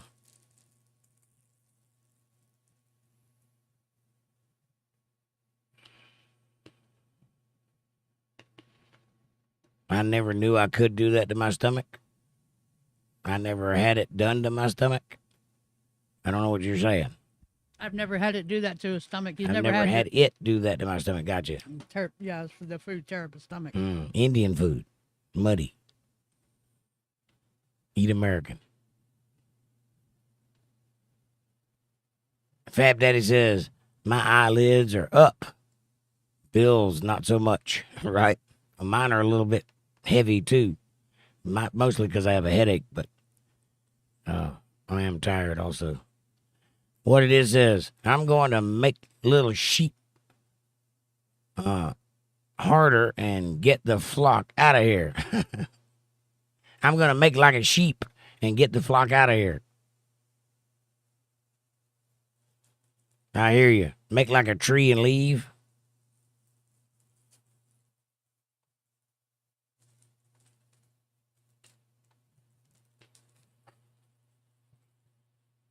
A sheep herder. Got it. I'm going to make like a sheep herder and get the flock out of here. Took me a minute. I found it. What it is, I love you, buddy. Thank you for being here. April says, hi, Amanda, Jake, Fab, Daddy, Bill. Good night, by the way, love. Heart. And what it is, good to see you, much love, sweet dreams, heart. Hi, April. Walter Davis says, Cohognan sheep can breed with goats. I'm just saying. They can breed because they're the same kind of animal. As I was saying. If you can breed, you are the same kind. That's biblical. Amanda says, I read that one. Debbie says, that was a goat pickup line. There will never be another you. Right. What did the goat say to the sheep? There will never be another you.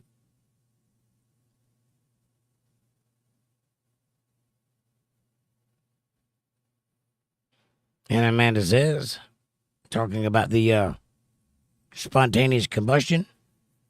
Which is exactly what you said, Jake. Yes. But more importantly. You were right. Thank you. Thank you. Tap on your ego button a little bit. Aaron says, hi, April, hugs. Amanda says, hi, April. My chat jumped. Hang on. 10:19. What it is says, oh, yeah, I know what gamey tastes like. Them split tails. Right on. Linda Davis says, hi, Aaron. Wavy hand. April says, Rachel, much love, heart, and thanks for the super chat, hon. I hope you're doing well. Hearts and prayers. Likewise. Amy says, hi, April. Good to see you. Smiley faces and pleasant emojis. Aaron says, Linda Davis, hello, bread making queen.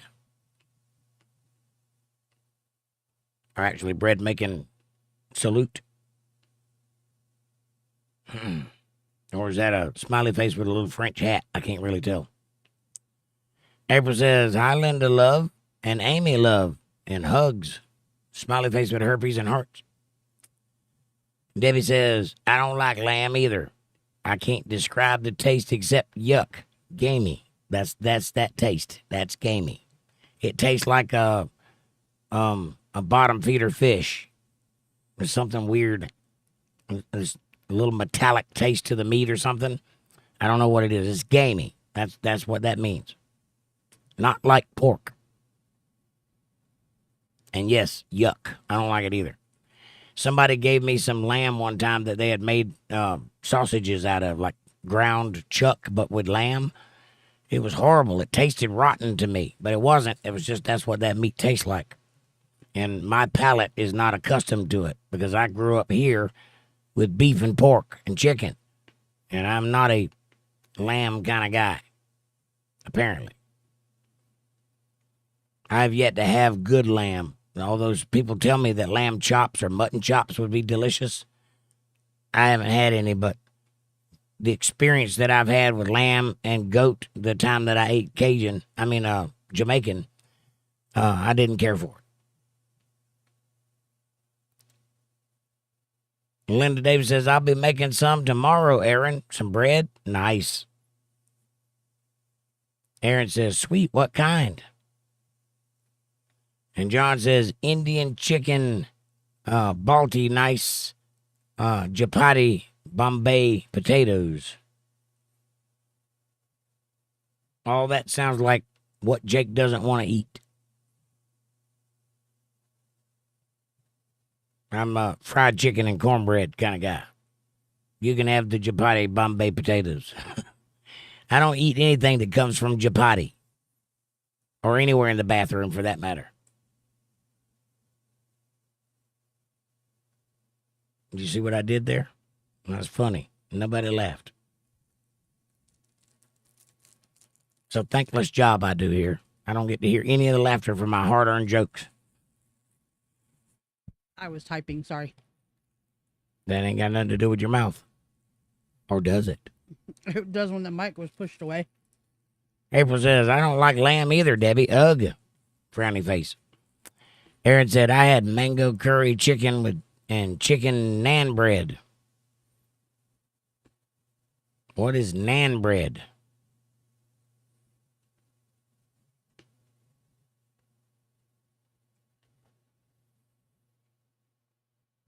April says, good to see you, Debbie. Hugs and love. And Linda says, a few Italian loaves and maybe focaccia if I have time. I always have time for focaccia, says Linda.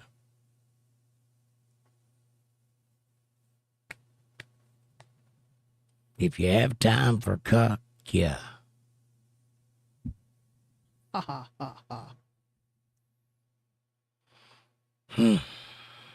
Aaron says, I need to be here tonight to be a little frowny face. I needed to be here tonight to be a little frowny face. Well, I need you to be here every night because you make me have a smiley face. And I love you, brother. If there's anything I can do for you, let me know. Walter says, Indian food, Native Americans, is squirrel, raccoons with wild herbs and weeds and anything not poisonous.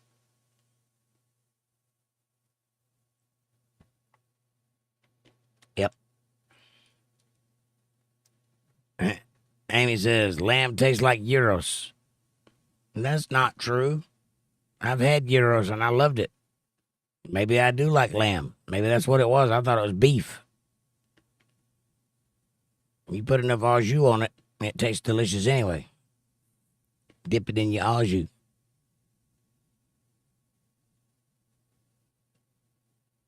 You know what au jus is?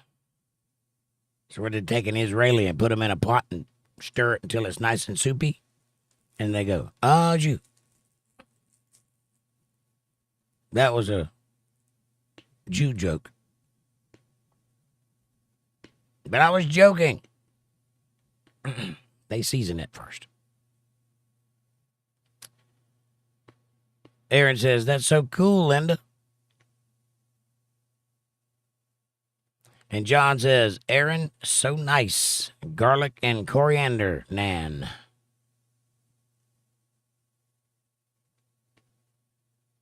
I don't think I've ever put coriander on anything.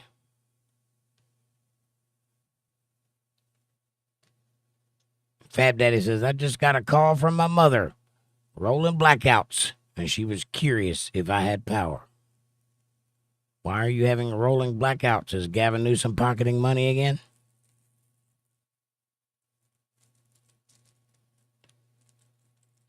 Linda Davis says, wish you were closer, Aaron. I'd cook for you. Aw, smiley face. That's beautiful. You could bake a loaf of bread and put it in a box, stick it in the mail,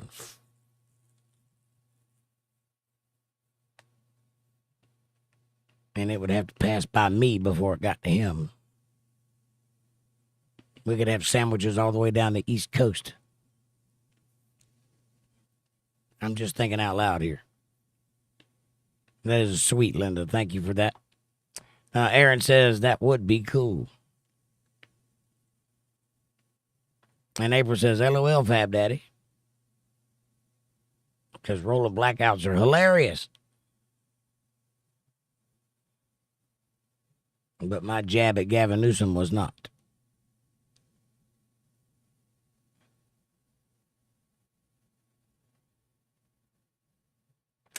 I was just thinking about that, Amy. Any more info on a possible meetup? Yes, I've been thinking about that today.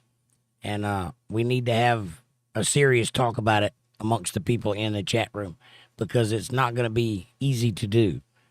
And we have to have a guaranteed amount of people to come in order to cover the event itself because that in itself is not going to be easy to do. Let me do a little bit more figuring. I need to make a few phone calls, and I will get back with everybody on that. But it is in the works. I am working on it. I was working on it today. So it is possible in the future that there will be a meetup, and we're all going to be there.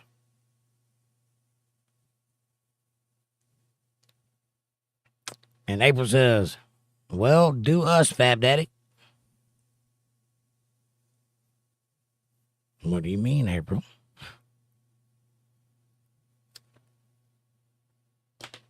And Debbie says, wow, Fab, another reason not to live in California. Right on. Move to Texas, you'll have power.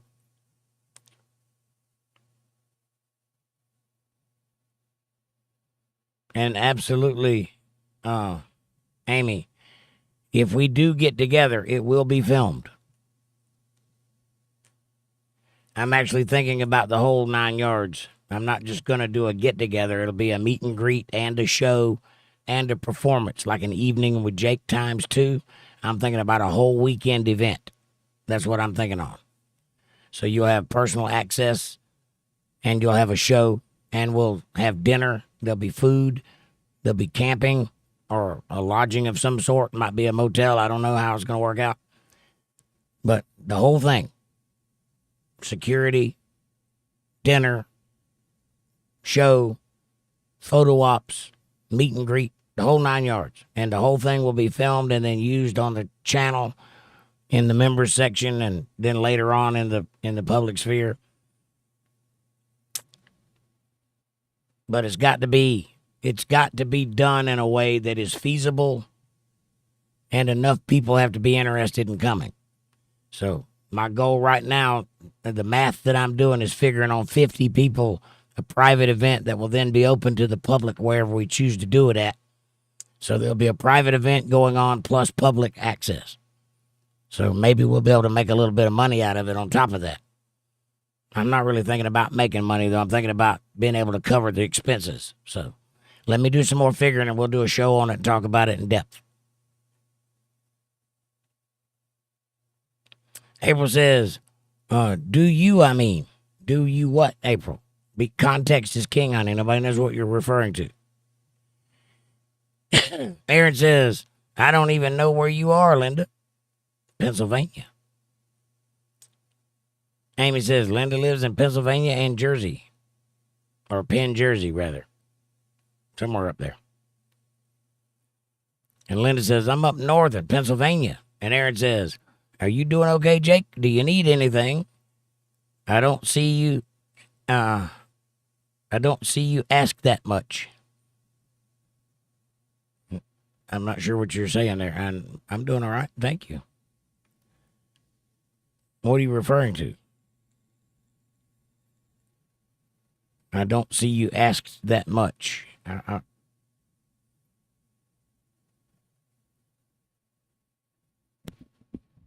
he's never going to ask. He just says that if y'all want to, he's not asking for it. Are you talking about the thing I do about the super chats? Yeah, I do. I did it. I do it at least once a show, sometimes 2. I don't know. He might have to elaborate that on more of that, or yeah, be more specific. I'm not exactly sure what you're asking there. He might still be driving, but no, he's not driving still. Fab Daddy says, just to let you know, they let the Abrega Garcia out on his own reconnaissance. I know it's hard to spell reconnaissance. Hide your girlfriends and mothers. The bad forward man is loose. Not for long. Just as soon as ICE gets a hold of him, he'll be back in El Salvador again. Write it down that I said so. Because he's an illegal person who has committed crimes. And deported and brought back for more crimes. And Amanda says, hell no, Fab. You were just in here fighting for him and defending him a few weeks ago. Why'd change your mind now? He's being sarcastic. But still. Aaron says, I have to get one to hide first, LOL. And when I do, she won't hide. Oh, wife and a mother? Gotcha.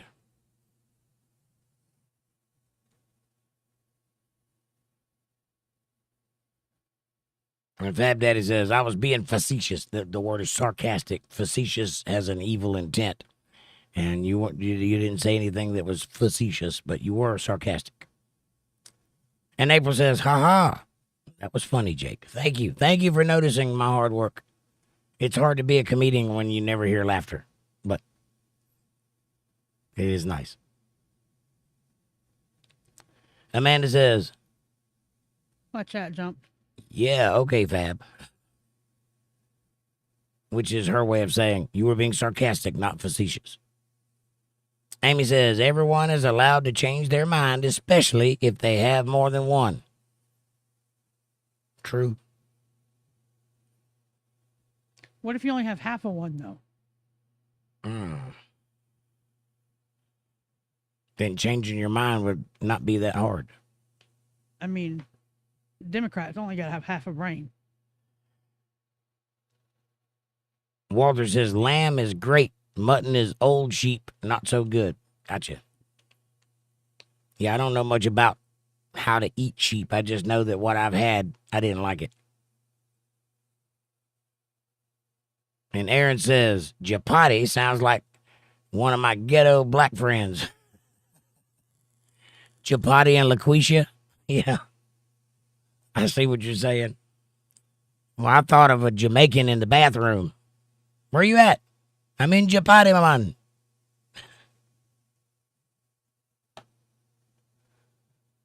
Don't worry, it'll be all right.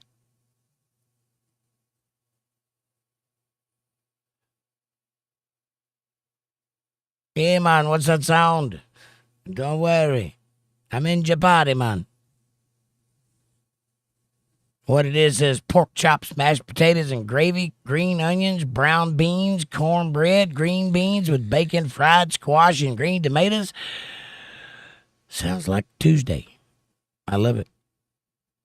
And Linda says, LOL, Jake. Thank you. Thank you. Thank you very much. I'm here all week. Try the fish. John says, you put the naan in the oven. You put the naan in the oven and you turn it all the way up. I think that was supposed to be more like, you put Nan in the oven? You put naan in the oven and you turn it all up. Some people call Grandma Nan. That's hilarious. Don't put the old lady in the oven. Put Nan right next to Mum.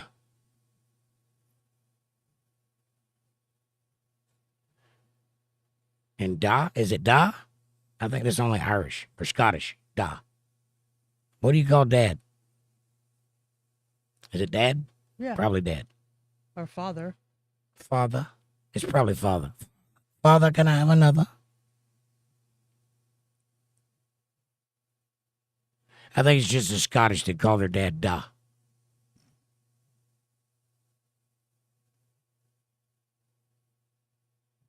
Chapati Brown. Sounds like a football player from high school. Walter Davis says, Linda is a great cook, Fab. Worth the drive. Sounds like it. And Linda says, gyros are made with lamb. Well, maybe I have ate lamb that I liked because I used to love gyros. Of course, they were made in an American restaurant, so I don't know if they were made with beef or what, but it was not authentic Greek food. It was just at a restaurant. Aaron says, this autocorrect is terrible. I hear you. Amy says, if you ordered a large pizza, would you want it cut into 8 pieces or 12? 8. It's a blonde joke. Order a large pizza, you want it cut into 8 pieces or 12. So they say 8 because they don't think they can eat 12 pieces. I was just thinking that it'd be tinier slices. Nope. They only want 8 pieces because they don't think they can eat 12 pieces. Oh, I see. That's like putting a scratch and sniff sticker at the bottom of a swimming pool. Yeah, exactly.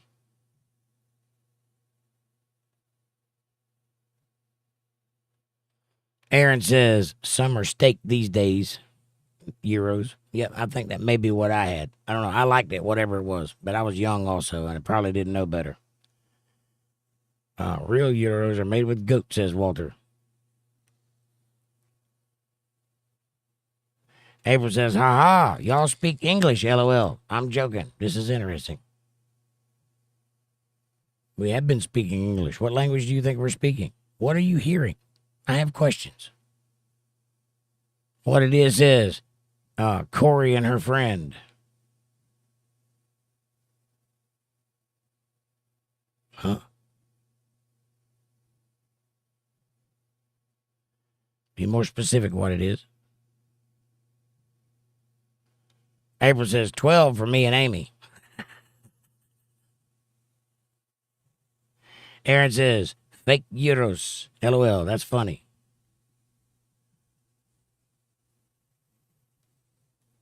Fab Daddy says, Amy, I want my large cut into 3 pieces. Only radius cut allowed. No. That's 2 pieces and half a pizza. I guess you could do it 33 1/3. Make a peace sign on it. Yep, you could do that. But that's not a cut. That's 3 cuts. You know, they use a thing that looks like a batleth from Star Trek to cut pizza. It's a little one of those thingies. Like that. It's a rocker cutter. So you'd have to cut 1, 2, 3, 4. And that would be 1, 2, 3, 4, 5, 6, 7, 8. 8 pieces. Thinking about it spatially. It's a round pizza. Why does a round pizza come in a square box? Probably because it's hard to fold a round box.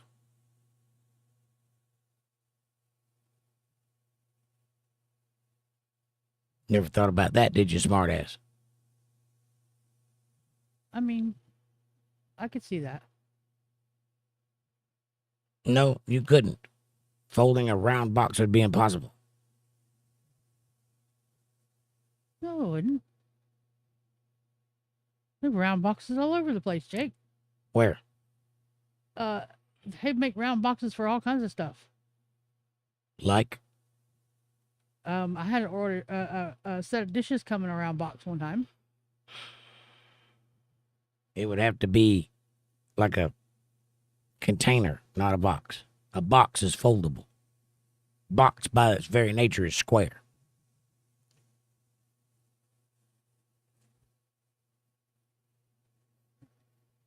Well, guitars don't come in a square box. No, they come in a Roombus box. But it has 4 sides. What has 4 sides and isn't a square? A Roomba.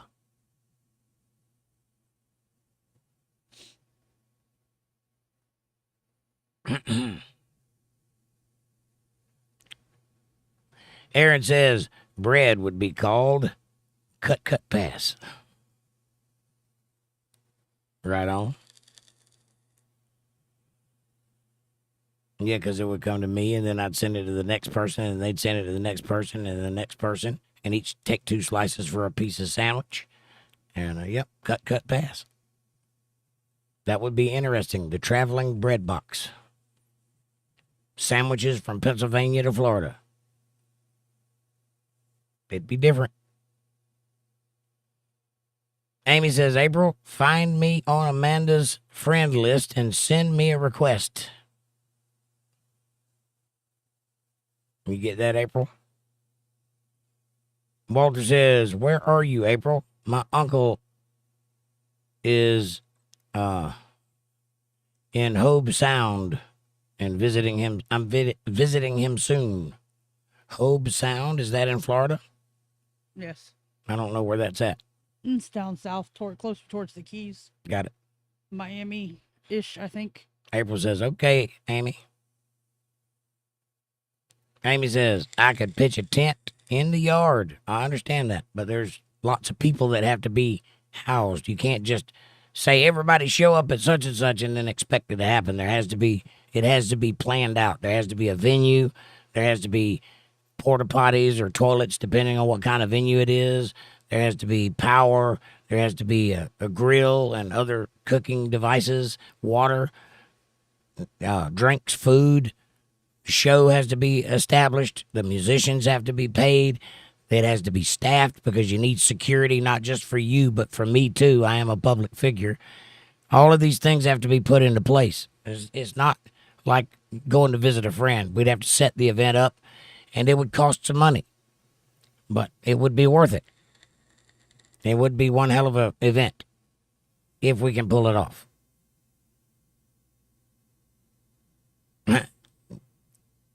Debbie says, I laughed at Joe's potty potatoes. Who's Joe?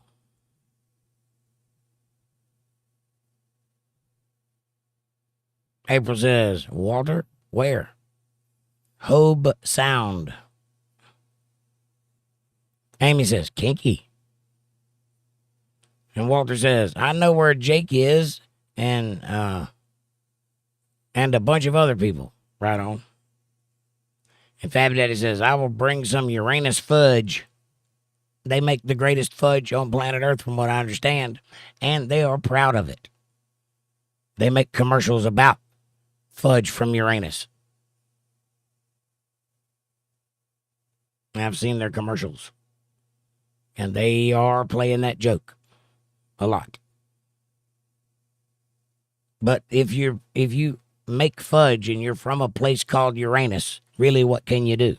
Lean into it. That's the only thing you can do. You can't act like that ain't what it says, because that's what it says.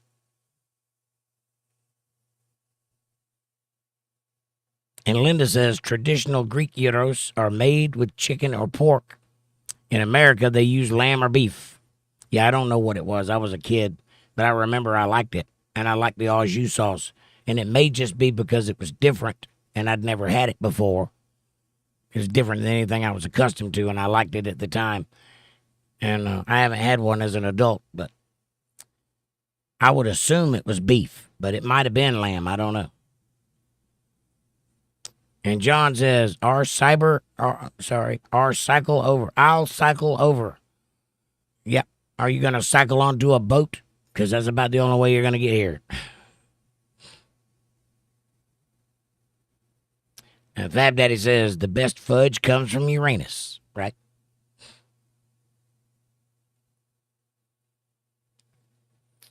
April says, ha, Fab Daddy.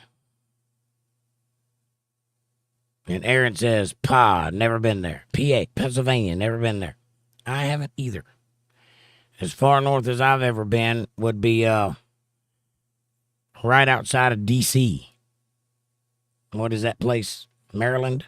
I've been to Maryland. I just touched Maryland. I didn't go into Maryland, but I was over the line. That's as far. No, I went to Minot, North Dakota, but that's kind of Midwest. I ain't been up the East Coast any further than Maryland.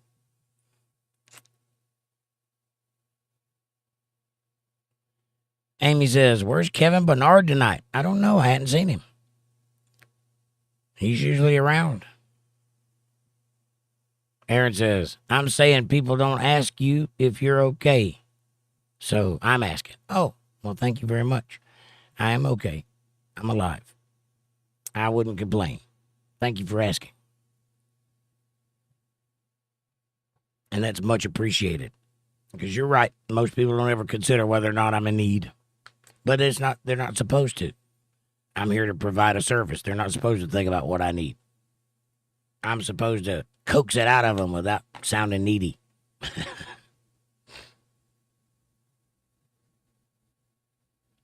And Walter says, Aaron, Pennsylvania is great. It's got anything you want, depending on where you go. Well, not anything. And they don't have North Carolina crabs.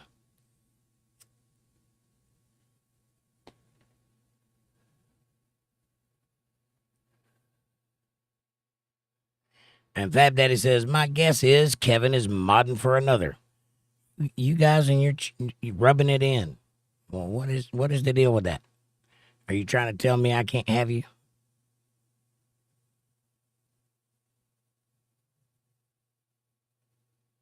Amanda says, Not tonight, Amy. what not tonight? No, but I hadn't seen Kevin tonight. Debbie says, Kevin is tied up in my red room.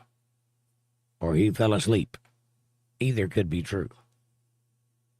You have a red room? I have a story about a red room. Maybe one day I'll tell you.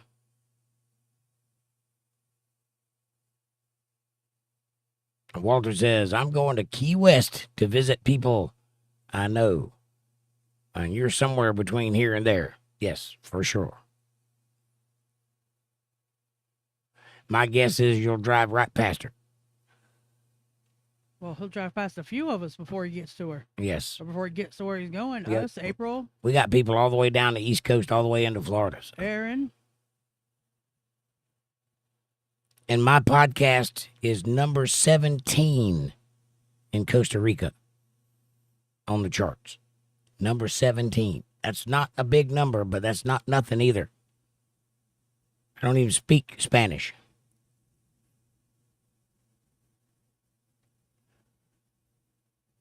That was last year when I got that number. So I don't know what it is this year. I hadn't got it. I hadn't got a listing this year.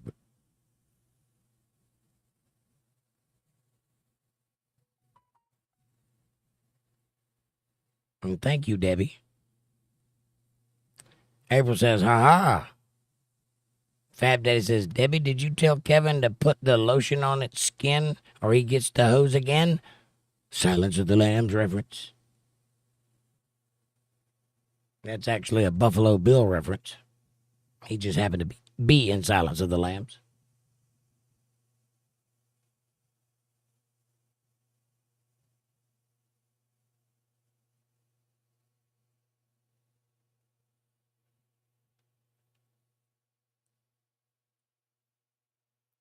April says, LOL, Japati, ℂ𝕙𝕝𝕝𝕝𝕝. Japati. And Debbie says, Fab, he is lotioning, I think. In both directions. Wick and whack. Wax on, wax off. Amy says, is there room in the oven? Meatloaf has been in there a while. Nice. Meatloaf sounds good too.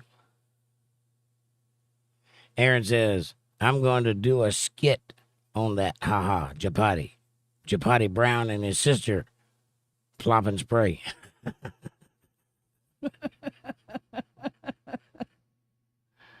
Wow. John says Irish is Irish, not Scottish. Gotcha.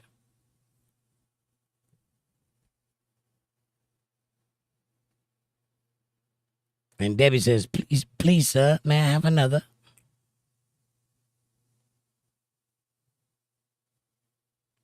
And April says, and Scottish do as well, for Dad. I'll watch Outlander. I got it from Braveheart, so it could go either way. There were Irish people in that movie too, so. And remember, this is my island.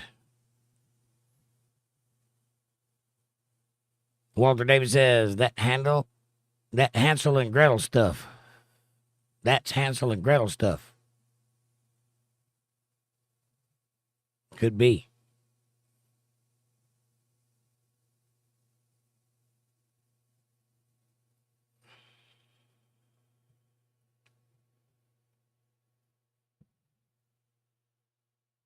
Aaron says, the square box looks bigger. It does. Amy says, why not just make pizza square?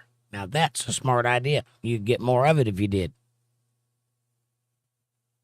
I guess because they toss it by hand and it naturally takes the shape of a circle, so they just leave it that way.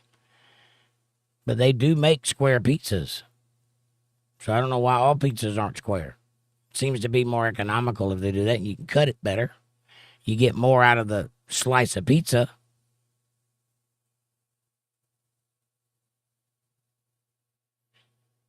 A hat box is round. Yeah, but it's like a container. right? One big side, one little side, and it goes as two individual pieces. So it's like a bowl with a lid, as opposed to a box that just folds.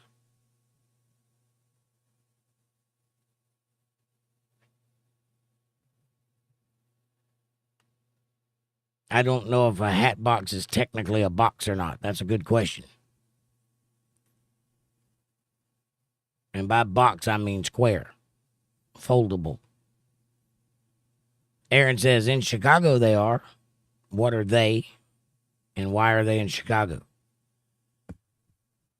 I think he's talking about square pizzas in Chicago. I thought they were just big in Chicago. Big flat pieces.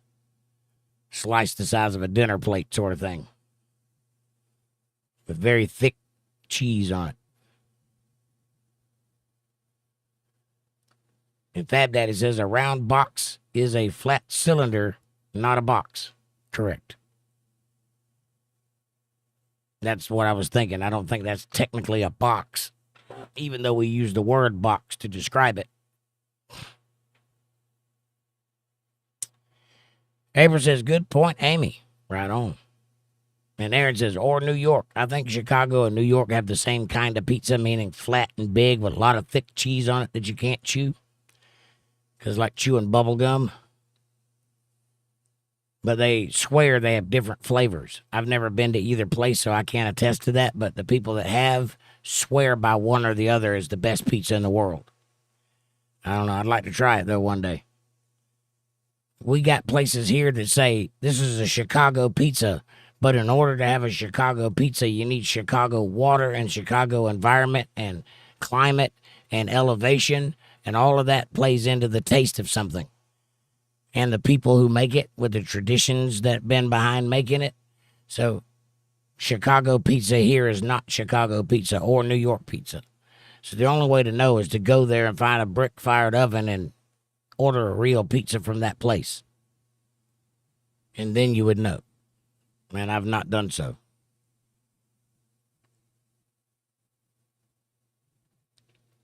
And Debbie says, I would Bogart the bread when it got to me, and the rest would do without. Yeah, if you were going to pull that off, you'd have to have some loyalist people that would adhere to the rules and just take 2 slices of pizza or buy the ticket and show up. For the evening with Jake, that was the comparison I was drawing. And there has to be 50 of them to cover the cost. And the tickets wouldn't be cheap. But it can be done, and I just need to figure it out mathematically. And Amanda says, LOL, Debbie. And Walter Davis says, okay, Amanda, how come Democrats keep talking about taxing the 1%ers? They are outlaw bikers and don't pay taxes. I know, right? Those 1%ers, man. You can't even get them to a voting booth. Aaron says, oh, I would have come get my slice for sure. I'd have to come get my slice for sure. Right on.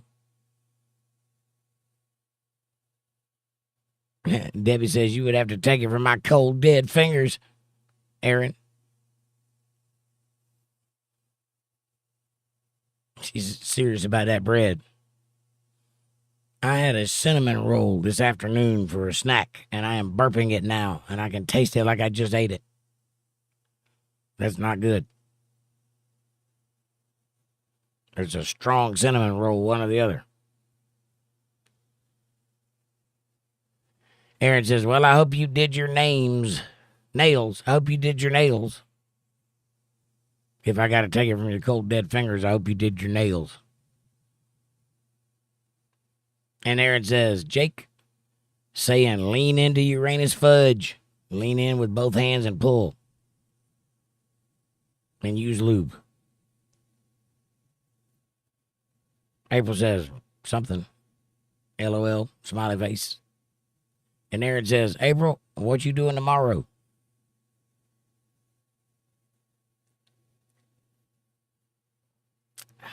And Linda says, well, we have to change that, Jake. You and Amanda need to come visit. I am not above it. I am not. And we can make that happen. April says, I don't know, but wherever Kevin is, we love you, man. Kissy faces and smiley faces with herpes and hearts in a circle. I'm sure he'll be around in the next day or two.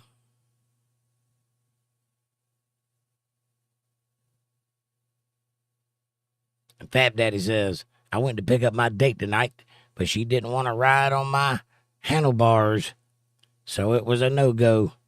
Time to grow handlebar mustaches.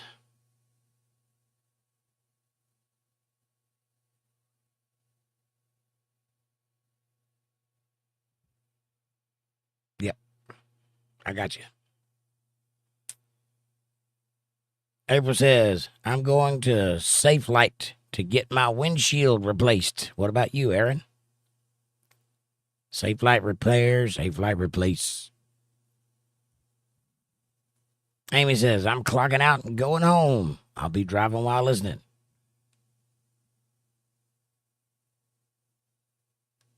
Or dumbfounded waiter lessons.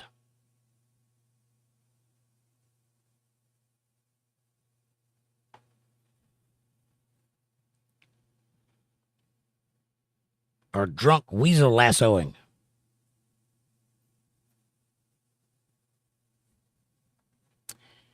Aaron says, I was supposed to take a kayak out. I'm free tomorrow.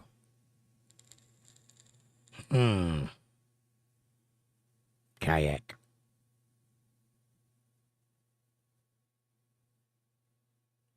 That's the sound I make when I drink too much. And April says, oh, be safe, Amy, hun. And April says, wow, that sounds like fun, Aaron. Thumbs up and smiley face. Aaron says, I'm trying to invite you. And April says, they do, the Tortinos are square. Pizzas, yes. Pizzas are square in some cases.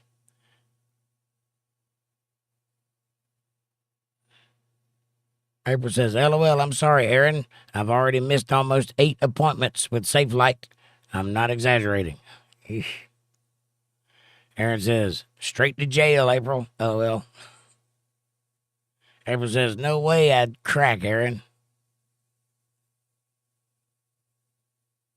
Aaron says, I think you'd do fine if you mind your business and you're smart, so you'd do fine. Yeah, I hated it myself. I don't ever want to go back. April says, also, the boys are here, my grandson, and then I'm picking up CJ at noon on Sunday in Port Charlotte. And Aaron says, plus the suit goes with your hair. Orange. The jumpsuit. Aaron says, you can message me when you're free and we can get it sorted.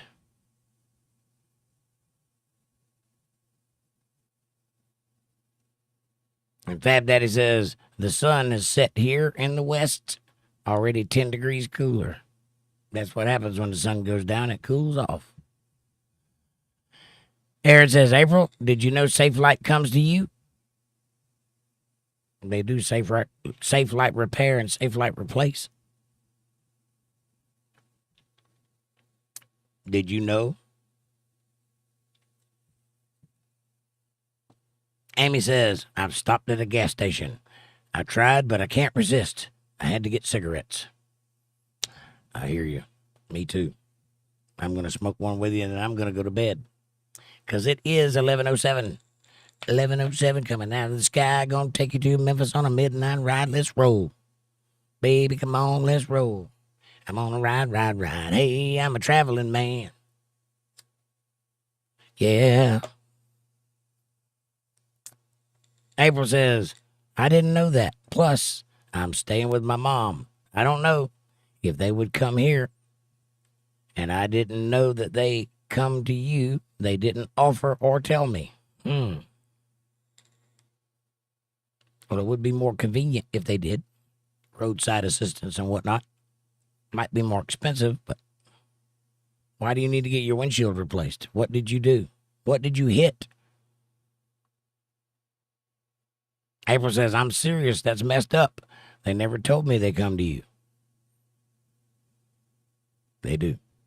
And Fab Daddy says, cigarettes, nicotine is the only drug that has control over me. I go stark raving mad without it. Me too.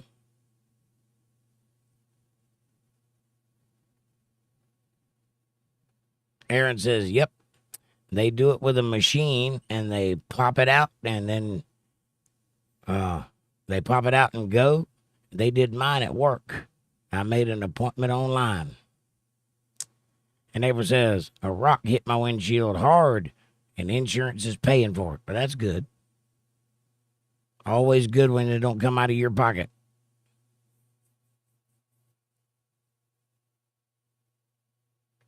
Aaron says, yes, in Florida it's free and they do come to you. Well, that's excellent. Maybe April, if I were you, I would call them in the morning and see if they'll come out. April says, damn, all the appointments I missed and they haven't offered to come to me. Probably because you keep missing appointments. They didn't want to show up to an empty lot.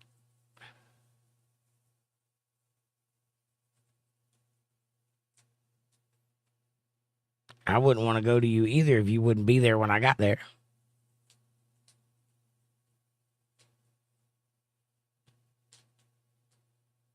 But if they will come to you, it'll save you a trip anyway.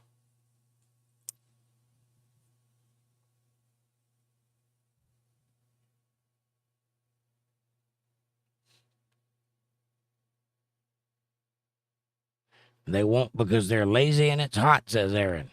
And April says, I try to call. They never answer. I have to do it all online and get text messages and emails, and that's it. Might be the establishment you're talking to. They might just be particularly staffed with millennials. And Fab Daddy says, red vines or Twizzlers? I don't like either one. I don't know if I've ever had red vines. Actually. I have had Twizzlers, though, and I'm not a big fan. It's like eating wax with a slight hint of cherry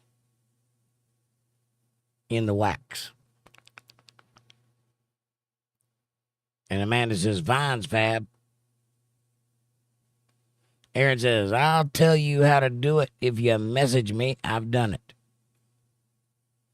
It's like 20 minutes, and they're done. Yeah, they come out with a suction cup, stick it on the window, and pop it right out. They take a guitar string and run it around the edge, and then pop it out, and then stick the other one in and glue it down. That's it. Put the rear view mirror back on. Yeah, but the cool part about it is the little robot that they help guide the glass back in with is hooked on the side mirror. Okay. I did my own windshield the last time. They brought it out and I put it in.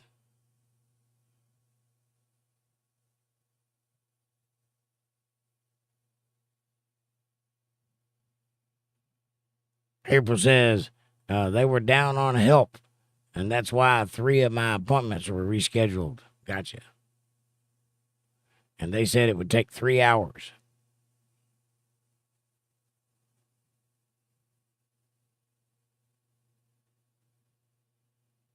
And mine's getting a full replacement.